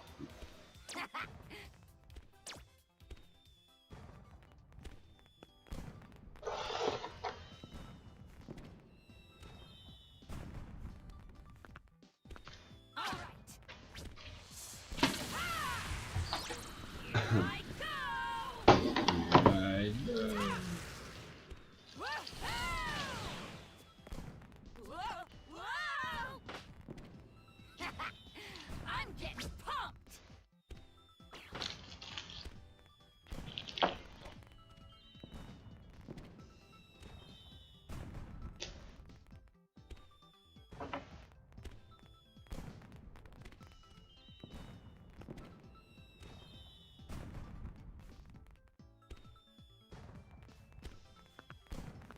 All right. Here I go. Ta! Woohoo! Whoa, whoa. Não! Ranqueada não. Volta, volta, volta, volta.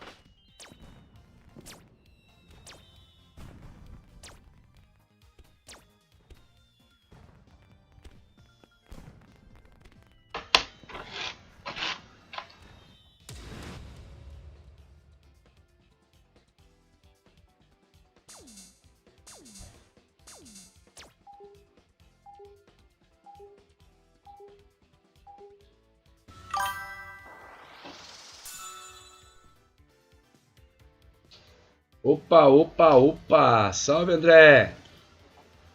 André, você está me ouvindo? Se você está me ouvindo, digita cachimbo. Cachimbo é com CH, tá?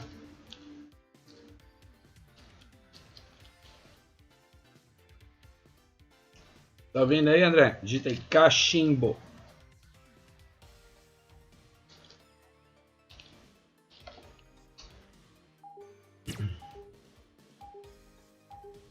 Leave it to me.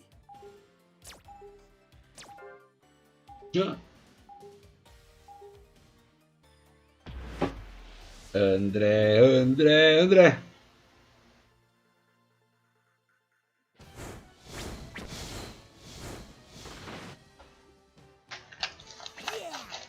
Watch this. I'm going all out. We just started. All right, this is it. 3, 2, 1. It's game over for you.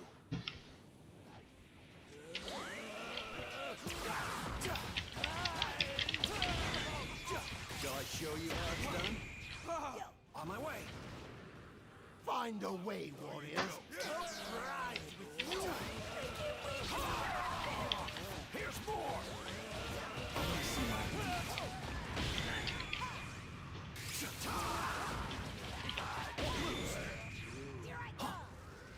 Hurry up and get this over. Your first move can determine the flow of this. Still ways to go. First strike. I won't hold back. So cool. You see that? I'll go up top. Here's more. Come at me.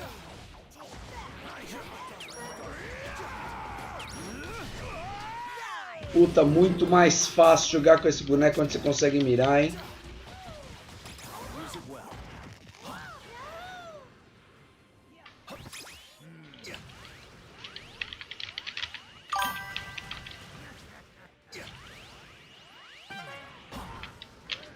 I'll make you proud, Dad. Come on, show me what you've got.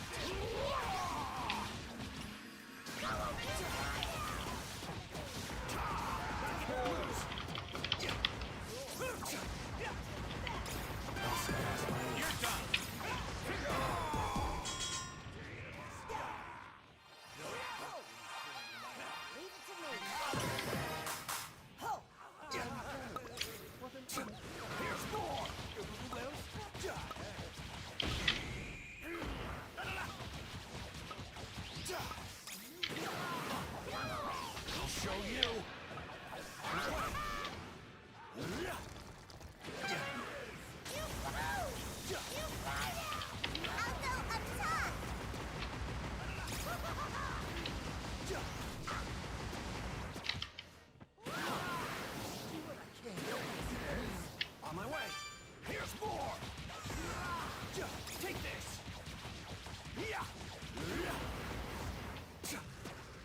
Allow me to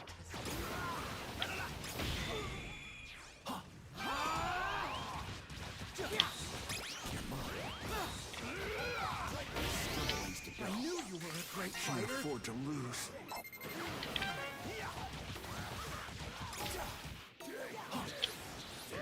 I'm serious now. Time to test it out. On my way. A powerful foe has appeared!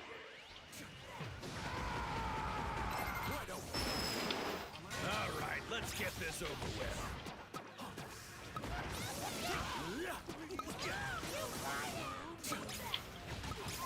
On my way. I might need a second.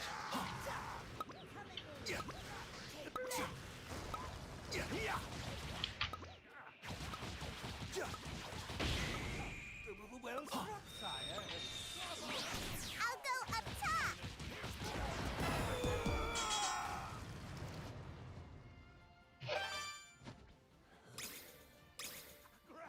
As expected! How could this happen to me? I've got a score to Looking good! What? I'll show you. Why don't you try fighting me? Behind you. Take this. Try dodging this. My limits. On my way. Try.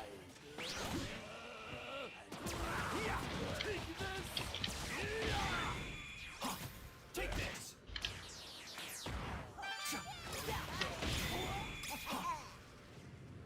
Welcome then. Let's do this. On my way. Nice job! You broke through the god of destruction! I'm serious now. Take that.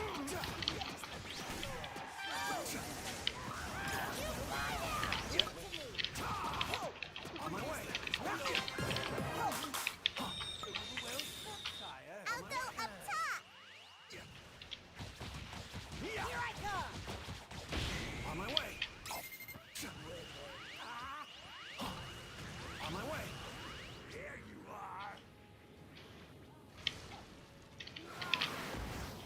Behind you. Not yet. A powerful foe has appeared! Take no loose.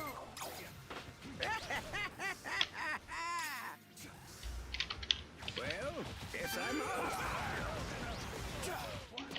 Yoked on that. Guess I need to train more.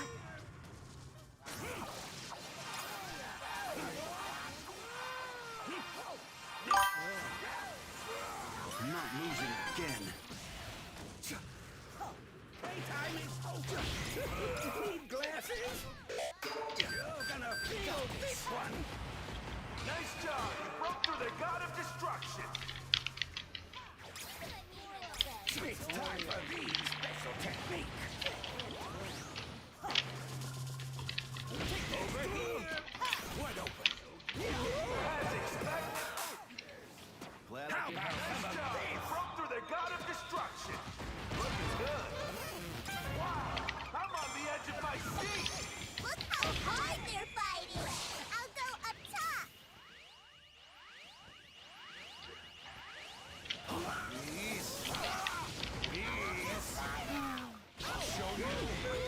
Got this. Eat this. Right now. Come on. All of this. Shall I show you how it's done? I'm serious now.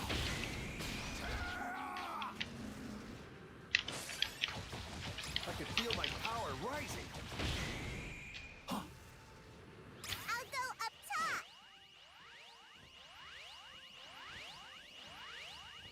Grandson! Now, let's get Take this! On my way! Here's more! I'll make you proud, Dad. Come at me with everything you got! Come on! Everyone! So you've come. On my way! Why not lose? You did it! You broke through all their gods of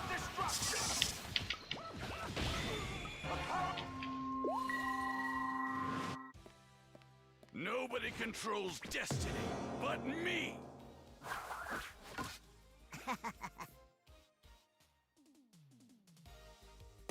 Looks like I'm the winner here.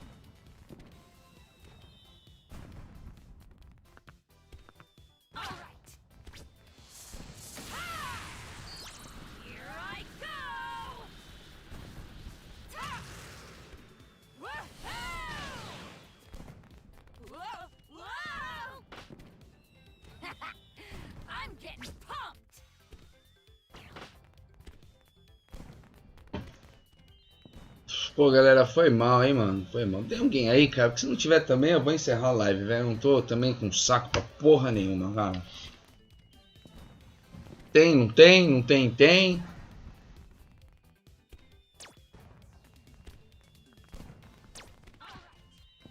Depois eu faço essa missão. Depois eu faço essa missão. E essa aqui tem que jogar mais 5 vezes. Foda-se, depois eu faço essa missão. Tô cagando e dando. Puta, pior que não dá nem 5 horas de live, velho. Ó, desespero.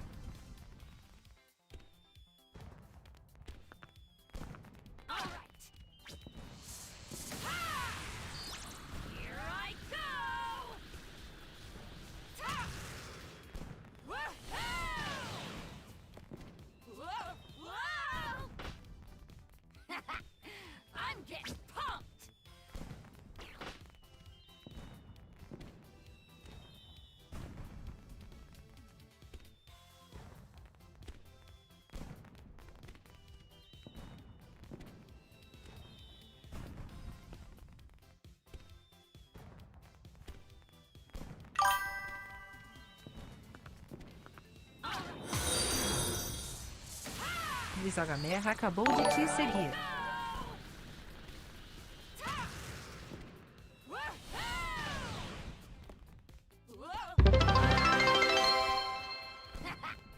I'm getting pumped.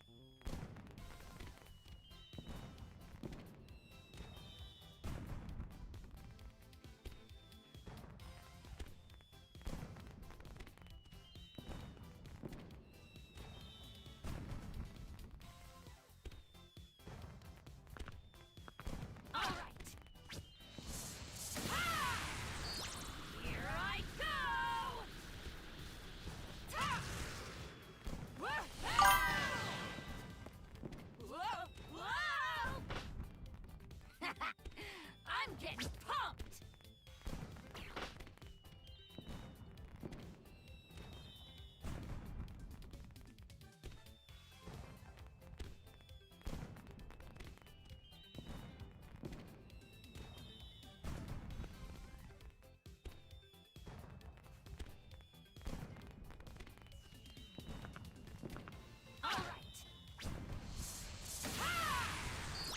Here I go!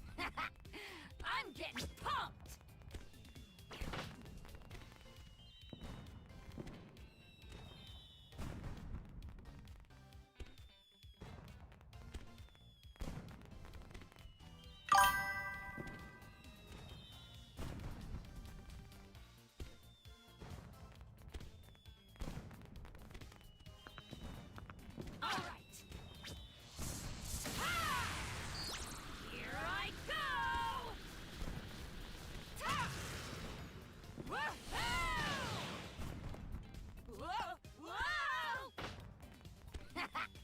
I'm getting pumped!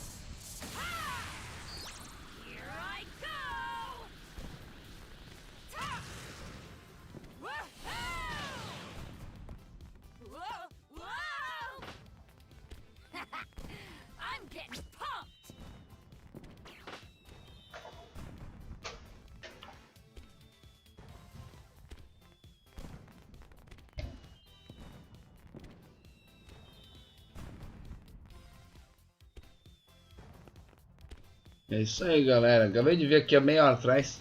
Recebemos o follow do Brisa Gamer. Pô, eu curti o nome, hein? Achei bem interessante. Brisa Gamer. Estamos aí com...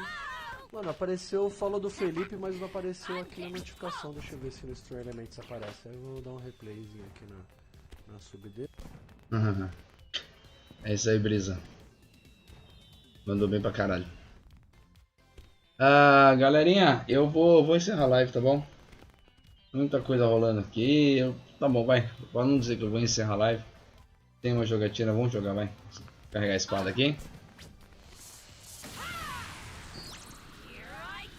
Cadê meu mouse, porra?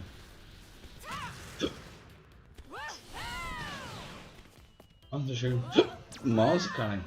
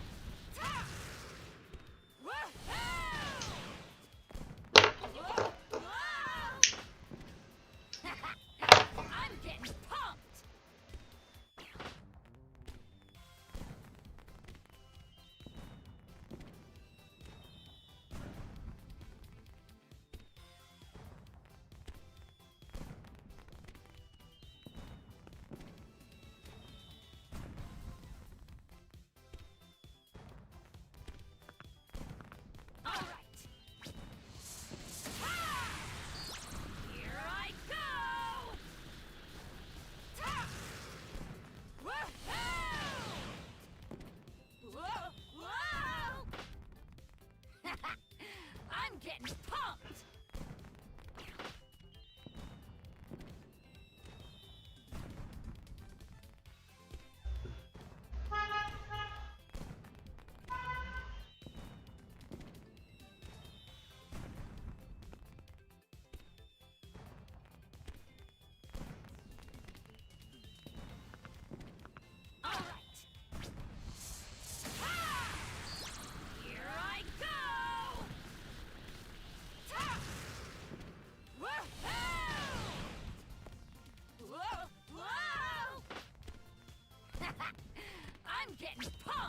Galerinha, vou então só jogar mais uma partida aqui, que nem eu tô já pareando aqui. E aí eu tava vendo, vou já encerrar a live, tá bom? Espero que vocês não achem ruim.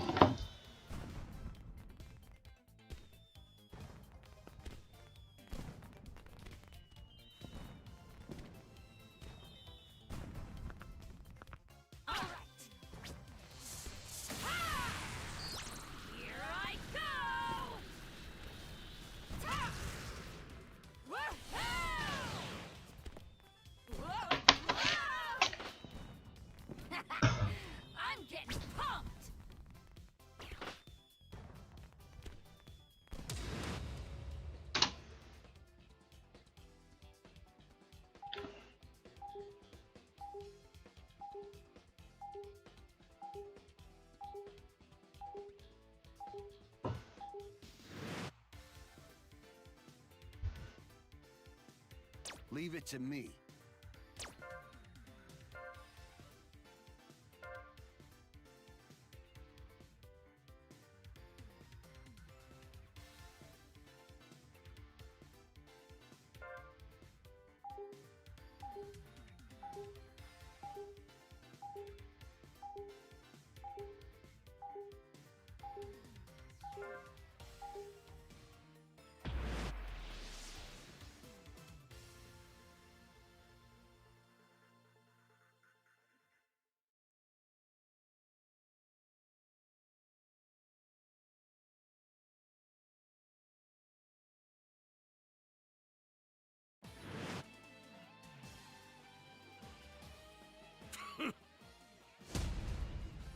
Well then. Looking forward to this. All right, this is it. 3, 2, 1, stop! Let's see what I've got. We'll fight as a team. Try not to slow me down. I'll be your opponent. This is bad.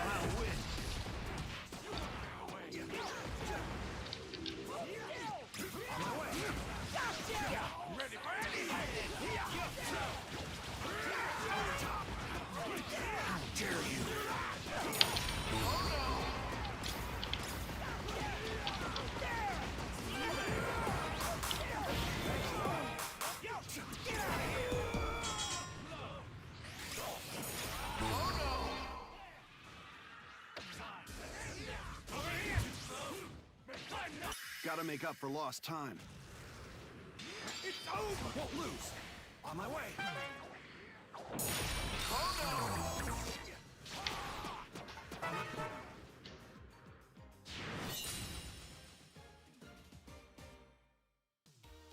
Good grief. Nice.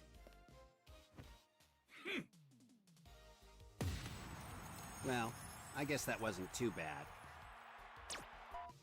Muito rápido.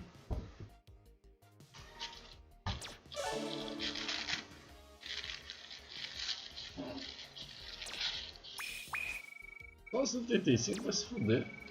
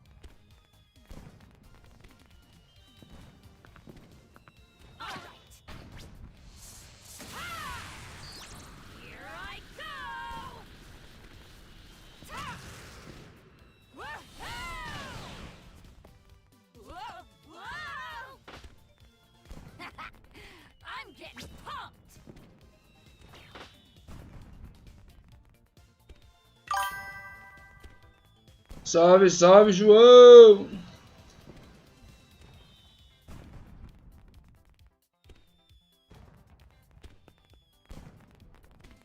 Chegou agora? Boa, aí sim. Ô, João, você tem duas contas, velho. Você tem uma que é João Vitor Martins M6X. E essa outra aí, João Vitor Martins, tudo minúsculo, H, JH2, qualquer coisa. É você nos dois, né? Mano, qual coincidência de ter dois João Vitor Martins no meu canal, sendo duas pessoas diferentes, velho.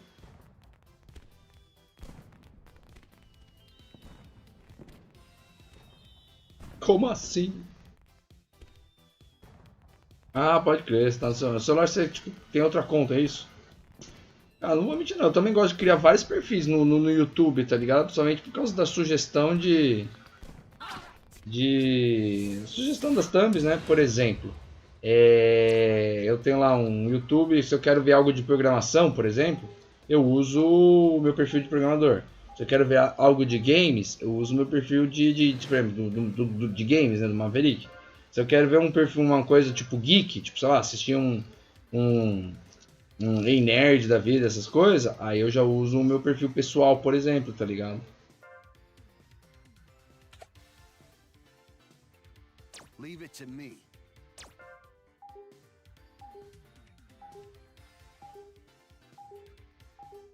Acho bem mais fácil, porque aí pelo menos o algoritmo sabe o que te entregar, não fica aquela coisa mistureba que ele na tentativa e erro vai te, entendeu? Fica te recomendando coisas até ele achar o que ele seu perfil naquele momento tá querendo. Complicado, né, velho? A gente pode facilitar para o algoritmo, por que não? Porque hoje em dia tá mais inteligente, né? Então tem inteligência artificial envolvida. Mas daí eu faço, tipo, eu faço esse esquema desde a época que, tipo, lá, o era mato. Tá ligado? Alright, this is it. 3, 2, 1, stop! This should be good practice. Pera aí, já vou lá. Depois você vai? Beleza, vamos aí. Eu estou fazendo uma gracinha. Guess I have no choice.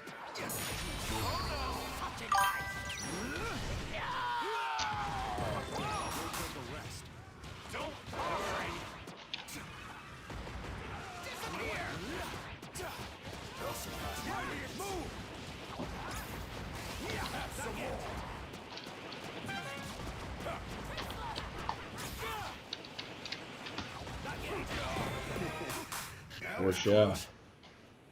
He'll be all right. No need to worry. Yo, you good? Good to see you. Show me the pride of a Saiyan! This is it! I'll make you proud, Dad. Come on! Não, pô, cara, eu na verdade abri o Discord, mas não entrei em nenhuma sala ainda. Hello. Gotta make up for lost time. Hello. Like I let you!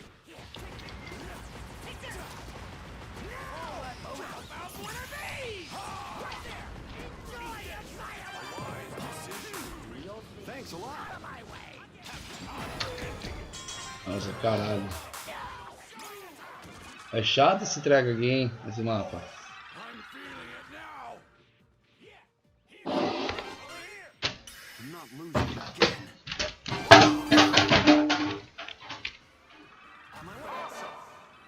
Don't push yourself.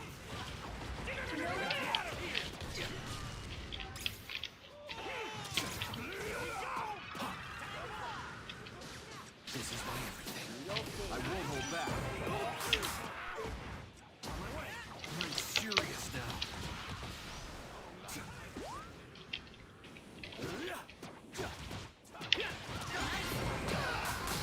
Happy to help.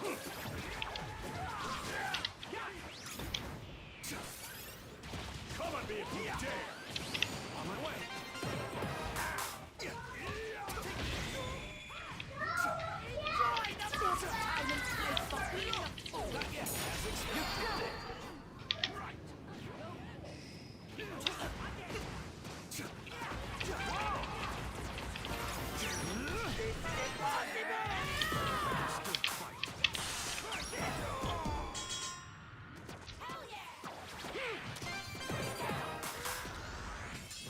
This is bad.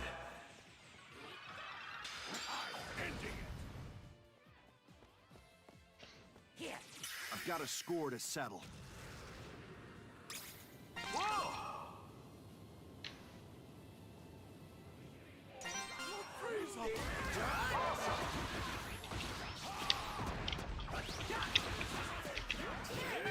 Next time, it's you and me. Leave this to me. Nossa, eu tomei um guspe ali na cara e morri.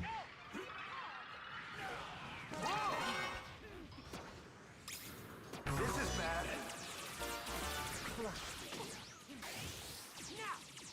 Gotta make up for lost time.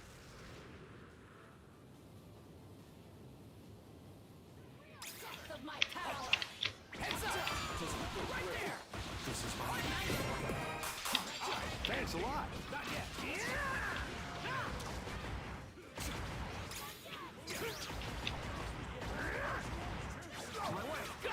You caught me looking like a mess. That's it. Get back. Gotta do something. É, não volta à base, porra. E se voltar à base não recupera? Tá louco, bosta. Tem que morrer? Ah, que bosta é isso, hein? Don't push. furious now.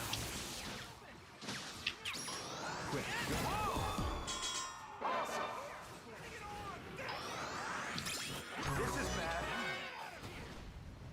Here we go.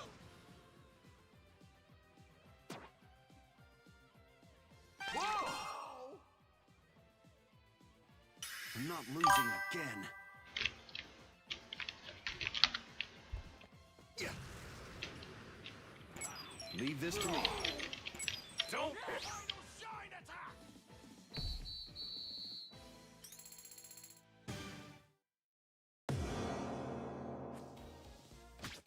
Hell yeah! Looks like I'm the winner here.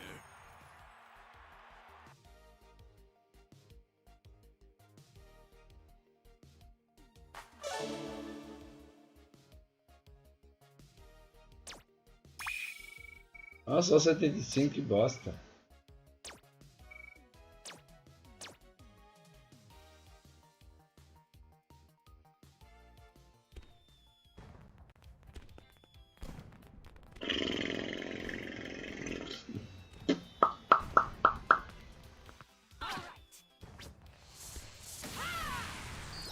Here I go! Ta! Whoa! Whoa! Isso aí, mano. Agora eu tô lá no Discord. Se quiser entrar no Discord.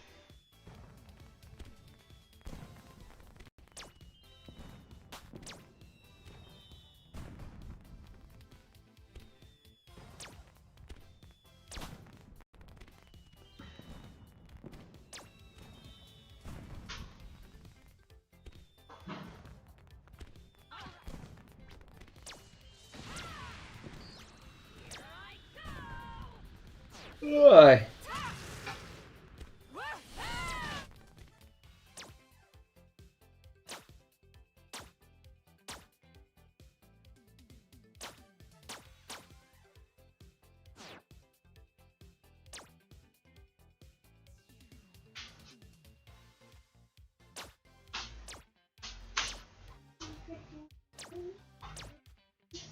É, eu já tô pra ir pro grupo. Mais perto. Oi. E aí, Johnny?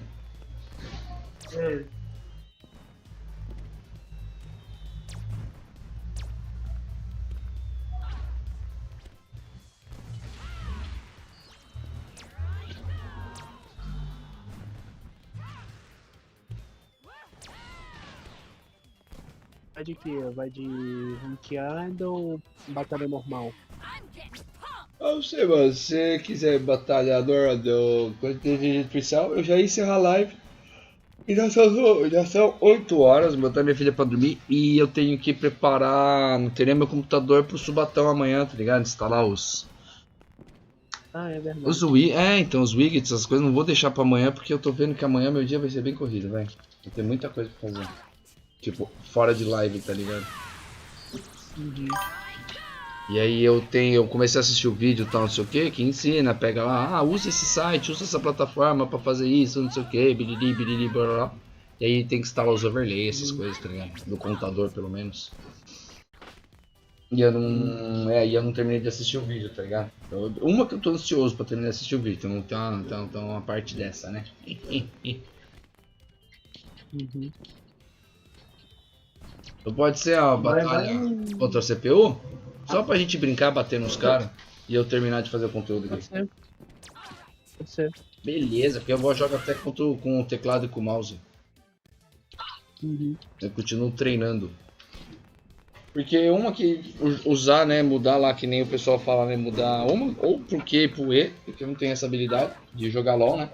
Mas daqueles outros dois botões extras do mouse, que é o botão 4 e o botão 5, pra fazer alguma coisa, pra fazer as habilidades. Então, agora, porque eu já não tenho que meio que raciocinar o que eu tenho que fazer, fica mais fácil agora o meu cérebro se dedicar no se movimentar, entendeu? Sim, sim. E aí eu tô pegando meio que ajustando, e é o mouse também, né? Ele tem aquele botão de ajustar a sensibilidade do mouse. A sensibilidade do movimento. E aí eu tô tentando ajustar. Antes tava super mega rápido, aí eu não conseguia acompanhar o mouse. Aí eu deixei sendo o mais sensível possível. Aí, pô, o bagulho parece lerdo pra caralho. Aí agora eu vou jogar mais algumas agora tipo assim, no sensível 2, né? Uhum.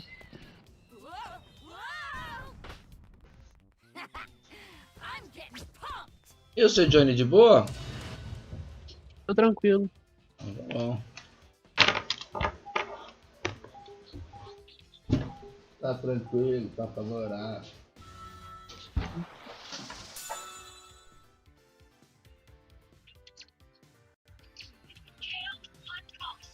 Já dormiu? Ah, já dormiu? Ah, tá tudo apagado lá.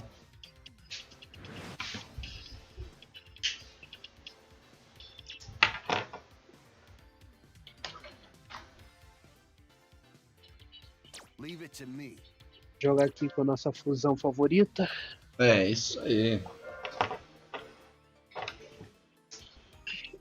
Esse cara me gostou. Não, mano, minha fusão favorita é o Gotenks. O Gotenks é a fusão do Gohan com o Trunks? Não, fusão do Goten com o Trunks.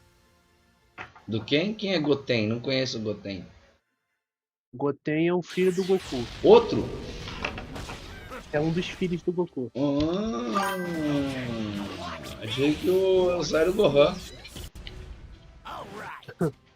O Goku então é tipo que nem cantor sertanejo, vai se fazendo aqui pra todo lugar. É tipo isso. This is it. Entendi. 2, 1, stop! It's game over for you.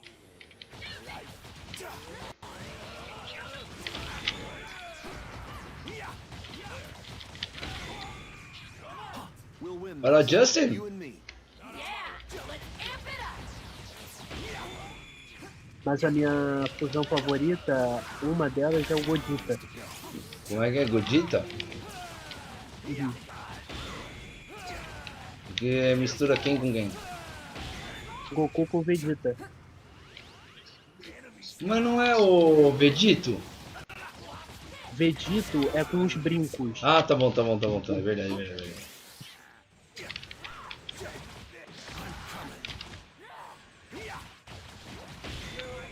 I won't hold back. First strike! Come get me! Wow!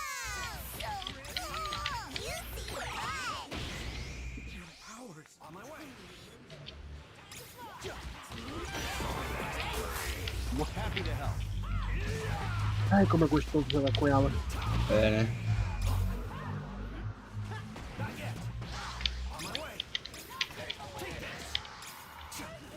Leave this to me.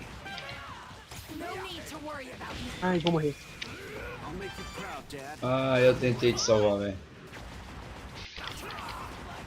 Vou ter que voltar lá pra base.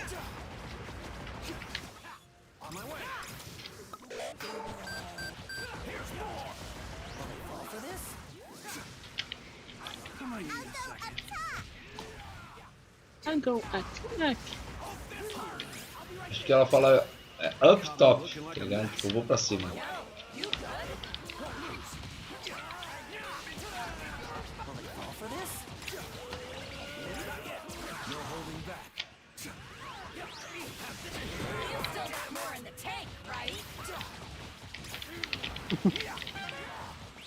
Aqui a Pra falou, no big deal.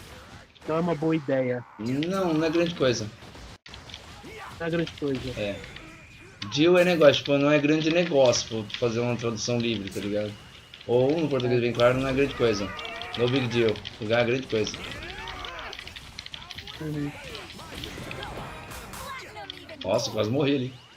I can still fight. Caramba.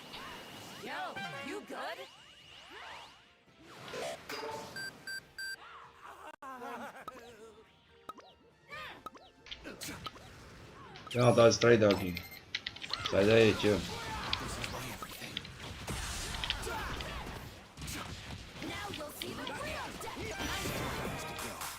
Rushar.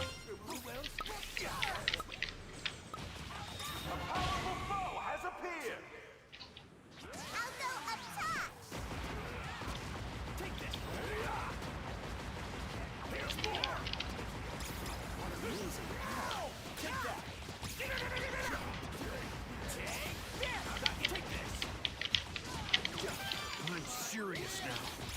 Escapou da bola, hein?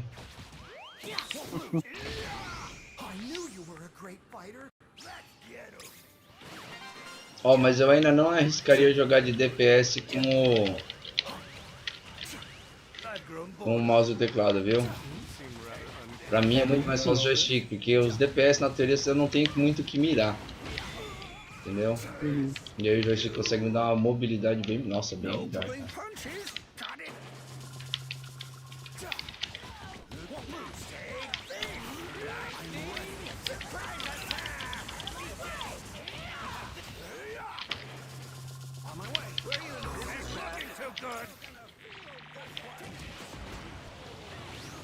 Nossa, velho, cuzão.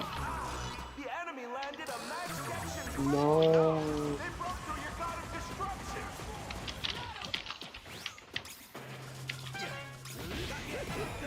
Morri!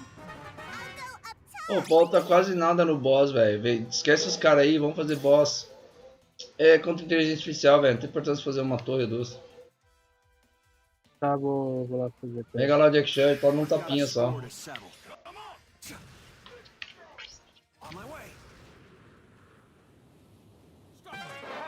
Boa. Peguei na cagada, meu Deus.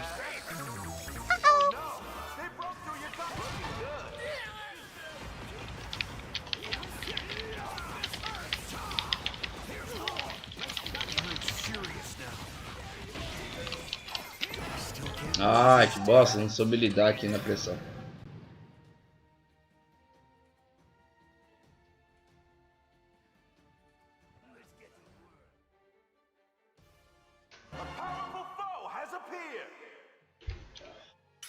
Not losing again. All right, let's get this over with.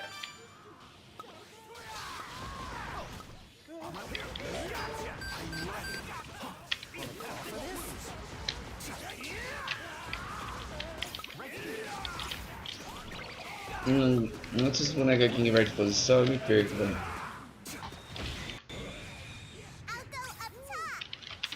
Na movimentação, entendeu? Now those are some real physiques. Keep those muscles pumped. As expected. How could this happen to me? Looking good.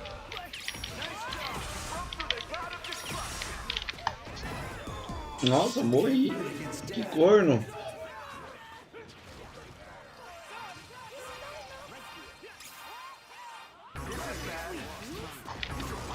The enemy's max Gekishin burst scored a direct hit on the god of destruction. Wow, I'm on the edge of my seat. Look how hard they're fighting.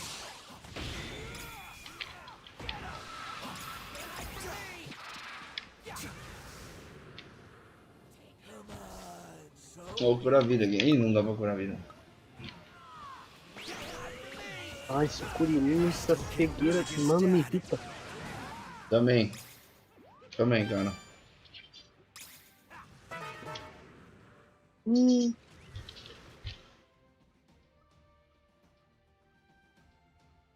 Curirinho muito chato. Os caras estão apanhando lá do Bardock lá embaixo, pô.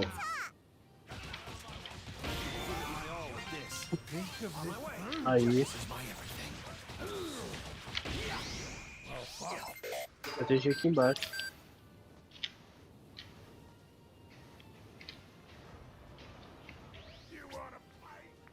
Nice job. You broke through the god of destruction. Vai lá fazer o boss. Não, faz aqui a torre primeiro. Eita. Incredible. That was a stunning max Gekishin burst you landed.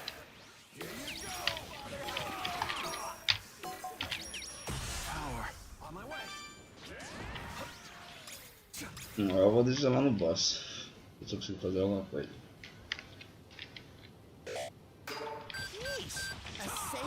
Time to show what I can really do.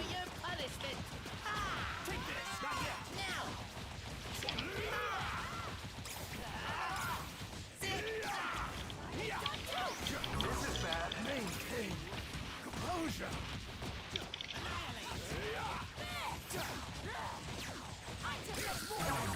Oh no! They broke through your god of destruction! Ali fudeu, eles vão fazer as duas torres lá. Não, não vou.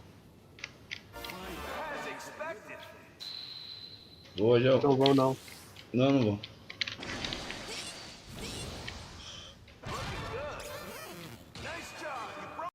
Pick up the pace. Cool and amazing! I thank you. Nossa. These battles are wasted time. There's only one way a Saiyan settles a business, right? Caraca.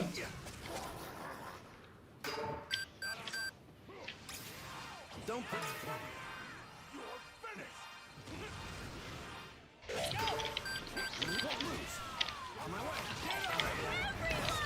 Nossa, eu morri e nem vi como. Pô, tem que me afastar. Não tem como. Não, sai fora. Os caras estão muito em cima, vai ter que esperar eles virem, matar eles, tá ligado? De um em um, porque eles tudo junto ali não dá certo não. Receive my loot!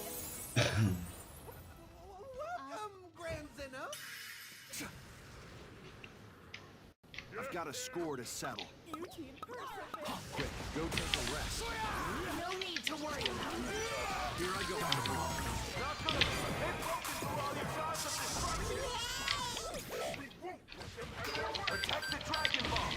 Ah, eles morreram tudo, né?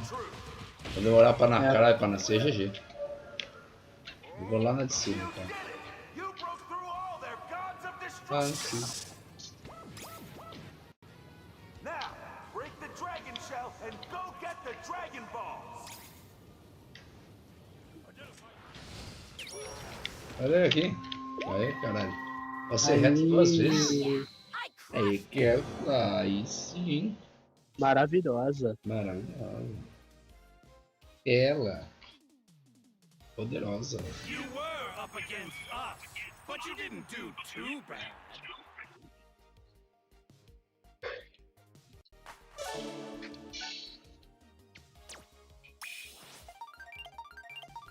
S. Eu ganhei um B de bosta. Aí, B de bosta. Ah, é, mano, foi bem B de bosta. bosta. Ah, mas eu joguei bem Nossa. bosta, velho. Não sei jogar com esse boneco. Nem contra inteligência artificial. Caraca, mano. Ganhei 4 coisas lá do passe de batalha, velho. Ganhei 4 níveis, quer dizer. Minha próxima recompensa é o bagulho a skin do Super God lá, o Goku God. Acho que eu vou de técnico agora. Mano, eu vou encerrar, mano. Vai encerrar? Ah, já Tá deu tudo 8 bem. horas, são 8 e 7. Uhum. Não. Então tá bom, vai, a saideira, vai. A saideira, vamos. Você vai de técnico? Eu vou. Eu vou de técnico. Mas me chama aí de novo aí. Tá. Eu quero fazer aquela missão do Freeza lá. Ah, você falta muito pra você fazer do técnico? Deixa eu ver aqui. Falta 5. Ah, tá bom. Jogar 5 vezes. Ah, pra mim falta 2, eu já fiz o bagulho da semana aqui. Se eu jogar pelo celular não tem problema que eu não vou fazer missão pra ganhar a gema do dragão, tá ligado? Porque ganhar a gema do dragão em outra plataforma é bosta. Bem bosta, por sinal. Pô, mas vai que eu dou azar de completar 4 missões de novo, porque aí na trilha vem aqui do 15. Teria que zerar o passe pra poder ficar tranquilo. Zerar o passe e pegar o semanal. Aí eu sei que realmente não tem como ganhar gema. Se quiser ir de Kefla, pode ir. Ah, não, eu vou ter que pegar o joystick, eu tô de boa. Eu vou de tanque, mano. Porque aí eu uso o Homem Macaco. Então, nível 3. Preciso de mais 300 pra evoluir ele. Então, se eu ganhar 2 de 150, 2, né? 2, sei lá, rodada, né? Rodada não. E nem roleta, né? Se eu conseguir dar 2 roletadas ali de 150, 155, geralmente que dá. Aí já evoluo também, já ando mais um na trilha estelar.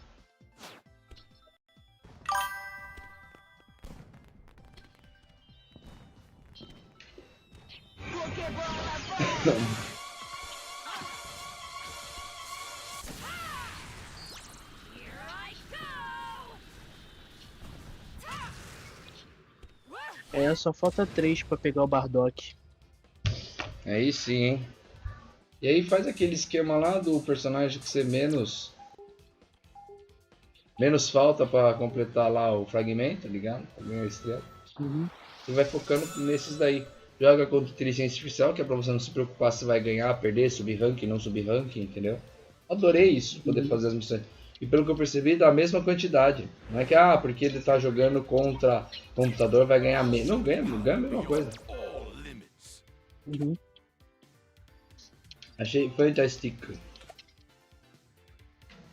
Eu vou de 17 pra fazer dupla com a 18.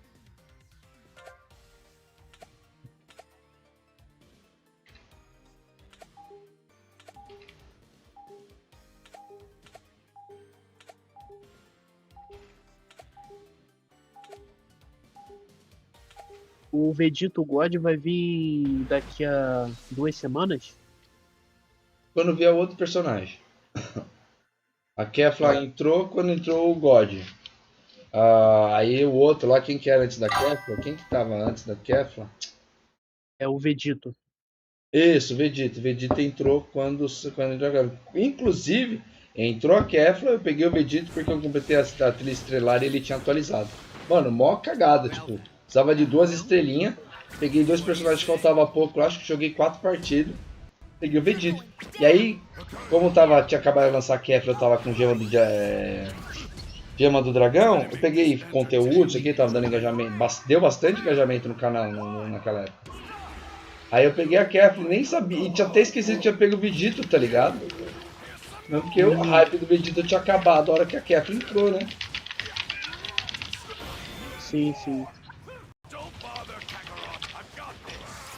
A Kefla veio na season passada, né? Na teoria foi o último personagem da season passada. Mas não é um personagem por season, acho que são 3 personagens por season. Na season passada eu não peguei nada. É.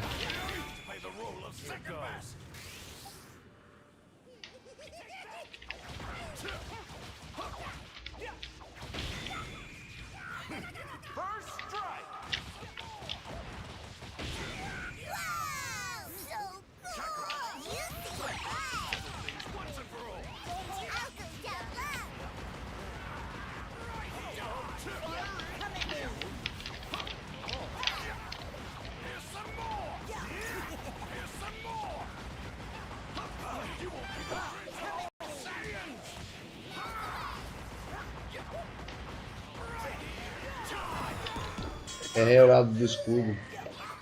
This is only the beginning. Sorry for the wait. Now it's my turn.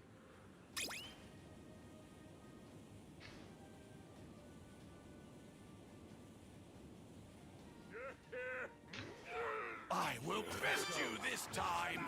Have you been training since we last met, Vegeta? Who can test this? Here's some more. Die. Here's some more! What's the matter? You aren't getting away! Here's some more! I'll show you right here. I am the ultimate. I got this. There it is. Your teammates match section first.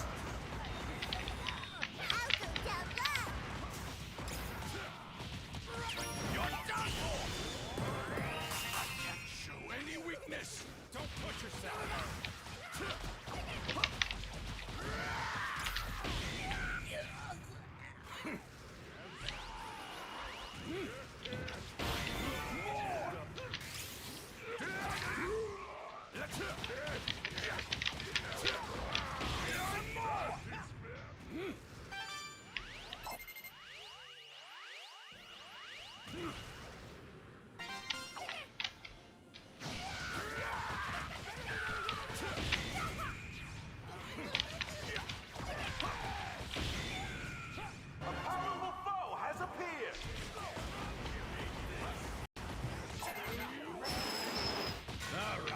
Get this over with. Final shine attack! Using power. I'm not done.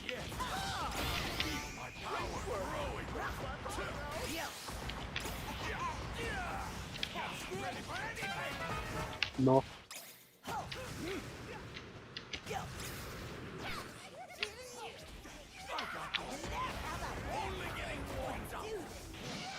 go down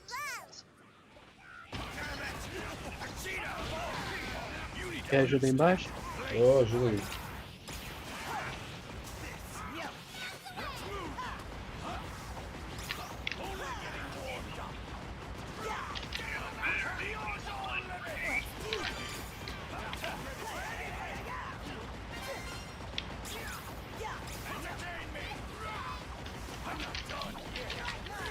Olha o que eu fiz, velho. Perdi o tab sem querer. Que bosta.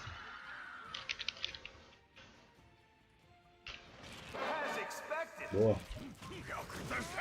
Ô, Johnny! Tá dando certo a parceria aí de vocês? Tá.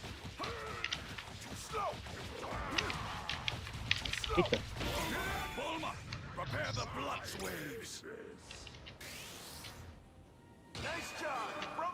Vai virar o homem lá, cara.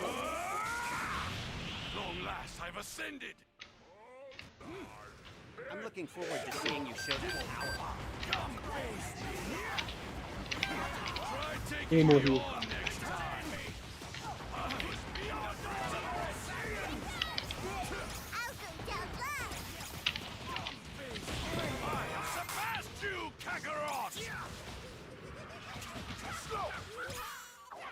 Let's move! Final shine attack! Attacked here! A powerful foe has appeared!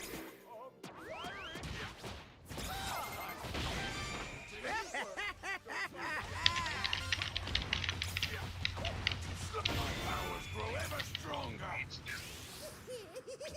You won't get caught now! I'm ready for anything! Damn you all! Nossa. A gente escapou por sorte, né?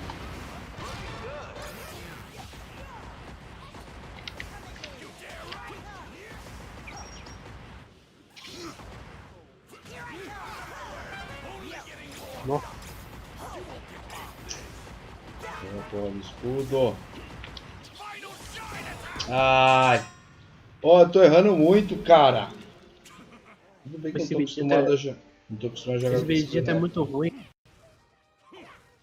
Ah, é? Ah, coitado, mano. Deve estar aprendendo a jogar agora com o boneco. Dá um desconto. Os caras lembram? Não, sim. Muita gente pega pra jogar com inteligência artificial pra testar boneco, treinar, entendeu? Quer ajuda em cima? É, né? Vou matar esse Vegeta aqui. Pronto. Vou pegar a base aqui de baixo.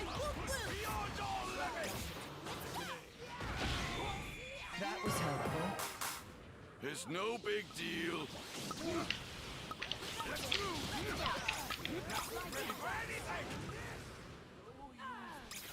Let's move. Here goes. I'll go up top. Now I have one. Ó, moleque teimoso, No velho. big deal. The power. Around me. You wanna fight? Another new try. I will crush you. I will. Um cocôzinho. Ai, velho. Nice job. You broke through the god of Gokuzinho. Olha o boss aqui no meio. foe has appeared. Leave it to me. Galactic Patrolman, Jacko! E a porra da esquerda.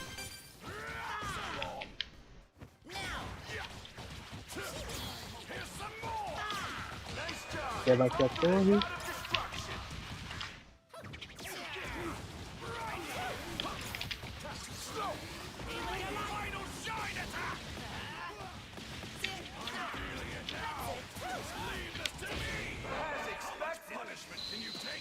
Variar um pouco, mandei errado. Pô, é gostoso jogar com esse boneco aqui, velho. I can't take my eyes off you. Not so It's no big deal. Out of my way. Let's move. You did it. You broke through all their gods of destruction.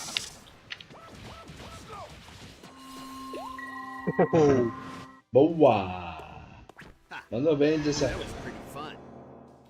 Oh, nice. Oh, nice. Oh, nice.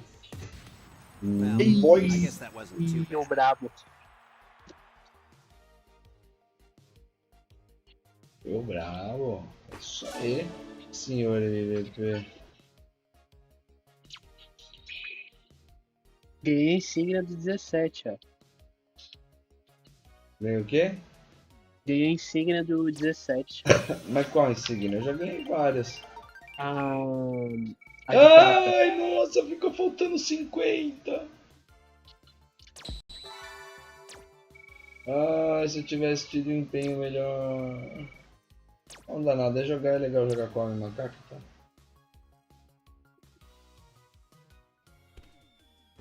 Não vai ser bom jogar com ele de novo. Eu tô curtindo jogar com teclado e mouse, hein? Mas não sei, ainda tô com. Eu não arriscaria jogar de DPS. Não sei. Preciso testar. Testar com a Kef, que é a minha preferida. Kef e o Obi. Se eu conseguir jogar bem com a Kef e com o Obi de teclado e mouse, aí eu começo a treinar mais do que no G5.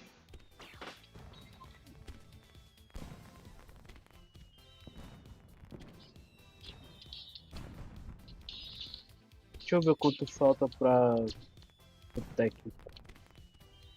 Falta 4. Ai, que maravilha. Mas como é que faz esse aqui? Aumente o ataque dos aliados? Você tem duas opções. Você pode usar aquele ajudante que aumenta o ataque, ou eu não sei qual. Tem 2 ou 3 personagens que ele dá buff de ataque para os personagens. Não sei se é o 17 ou alguém dá buff de ataque. Ah, eu acho que é aquele item do DPS. Pode ser. Não, mas buff de ataque para os aliados. É. Bom, enfim. Eu sei que tem que fazer isso. Tem um. Acho que o Goku, quando ele usa aquela habilidade dele, ele também dá ataque de buff pra quem tá perto. Sabe o Goku 1? Ah, o Super Saiyajin? É, o Goku normal é. Se eu não me engano. Não sei, ou tipo, eu tô usando ele como exemplo, entendeu? Uhum. Mas eu acho que é aquele item mesmo do DPS. Você fala aí, tem um ajudante? Isso. Ah, pode crer. Podes crer, manito. Podes crer. Nossa, eu tô com 28 nego na live, velho. Não queria nem encerrar, mano. É com tristeza no coração. Vou ter que falar tchau pra live, velho.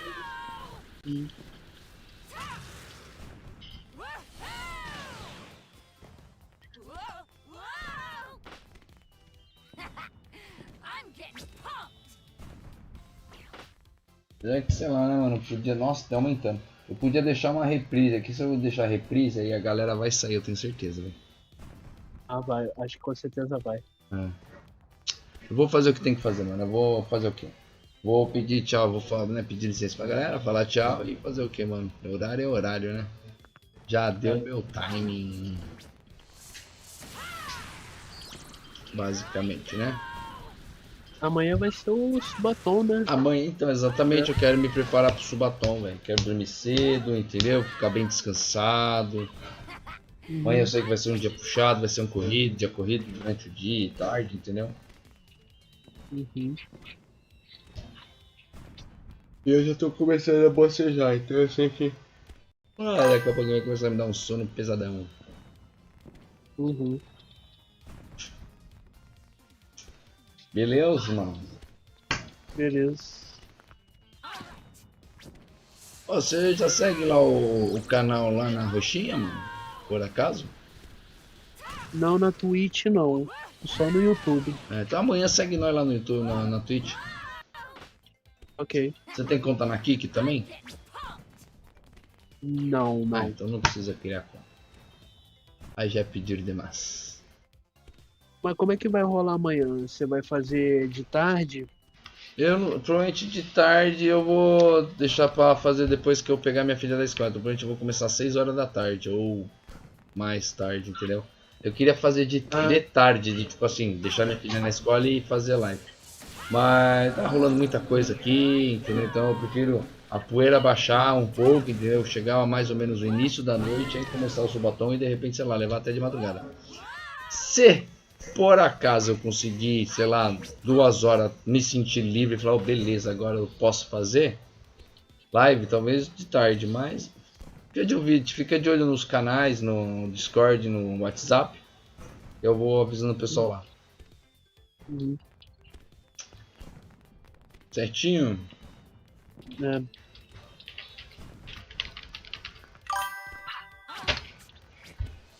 E aí amanhã eu não sei, talvez eu vou começar, se for de tarde eu vou começar com o Dragon Ball, né? E aí queria ver se eu trazia Dead by Daylight, mano, que é de um jogo de terror, tá ligado? Que eu tenho, tipo, ganhei de presente de um colega lá na Steam e nunca joguei. Ó, o cara gastou uma grana, velho. Ou, tipo, sei lá, pegou o gift code, sei lá, eu como, mas eu ganhei da Steam. Aproveitar, né, mano? E pior que é um jogo legal. Ele é um jogo mais co-op do que competitivo, entendeu? Não sei se você conhece qual jogo que é. O Dead by Daylight, acho que eu conheço sim. É, né? É, ele não é... Ele é famoso. Mostra muito streamer joga. E aí eu quero começar a trazer ele pro canal também, entendeu? Jogar de madrugada, essas coisas, dá mó hype. A galera adora esses jogos de madrugada. Aí eu alterno um pouco. Eu jogo o Honor, que eu gosto de jogar, o Honor of Kings. Preciso voltar a trazer Pokémon, faz tempo que eu não trago Pokémon Unite. E é isso, né, mano? Tem que sempre mesclar os games. Não ficar coisa muito repetitiva mesmo, porque eu também me encho o saco de um game e quero jogar outro. Normal, tipo que game, né? Mas é isso aí, Johnny. Eu vou desligar aqui, então bom descanso pra você, tá bom, meu querido? Tá pra você também, velho. Vai se Obrigado aí falando pelas amanhã. jogatinas. É nóis, valeu. Amanhã vai ser meu primeiro subatom, né? Amanhã vai ser o primeiro subatom do canal. Vamos ver o que vai dar. Eu acho que vai dar bom. Acho que vai ser bem legal.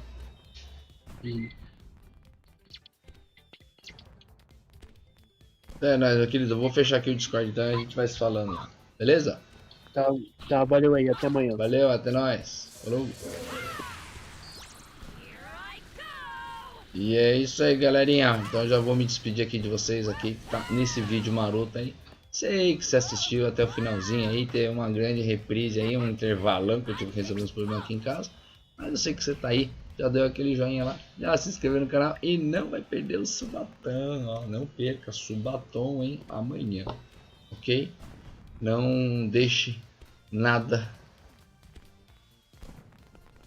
para fazer, né? Mas o subatom, é isso que eu quis dizer, tava tentando raciocinar. Mas se puder comparecer, apareça. Beleza? Combinado, galerinha? Show! Já tá tudo ajeitado, já tá tudo no esquema. Então, galera, aquela história de sempre, sem muitas delongas. Espero que fiquem todos muito bem. Um forte abraço e eu fui.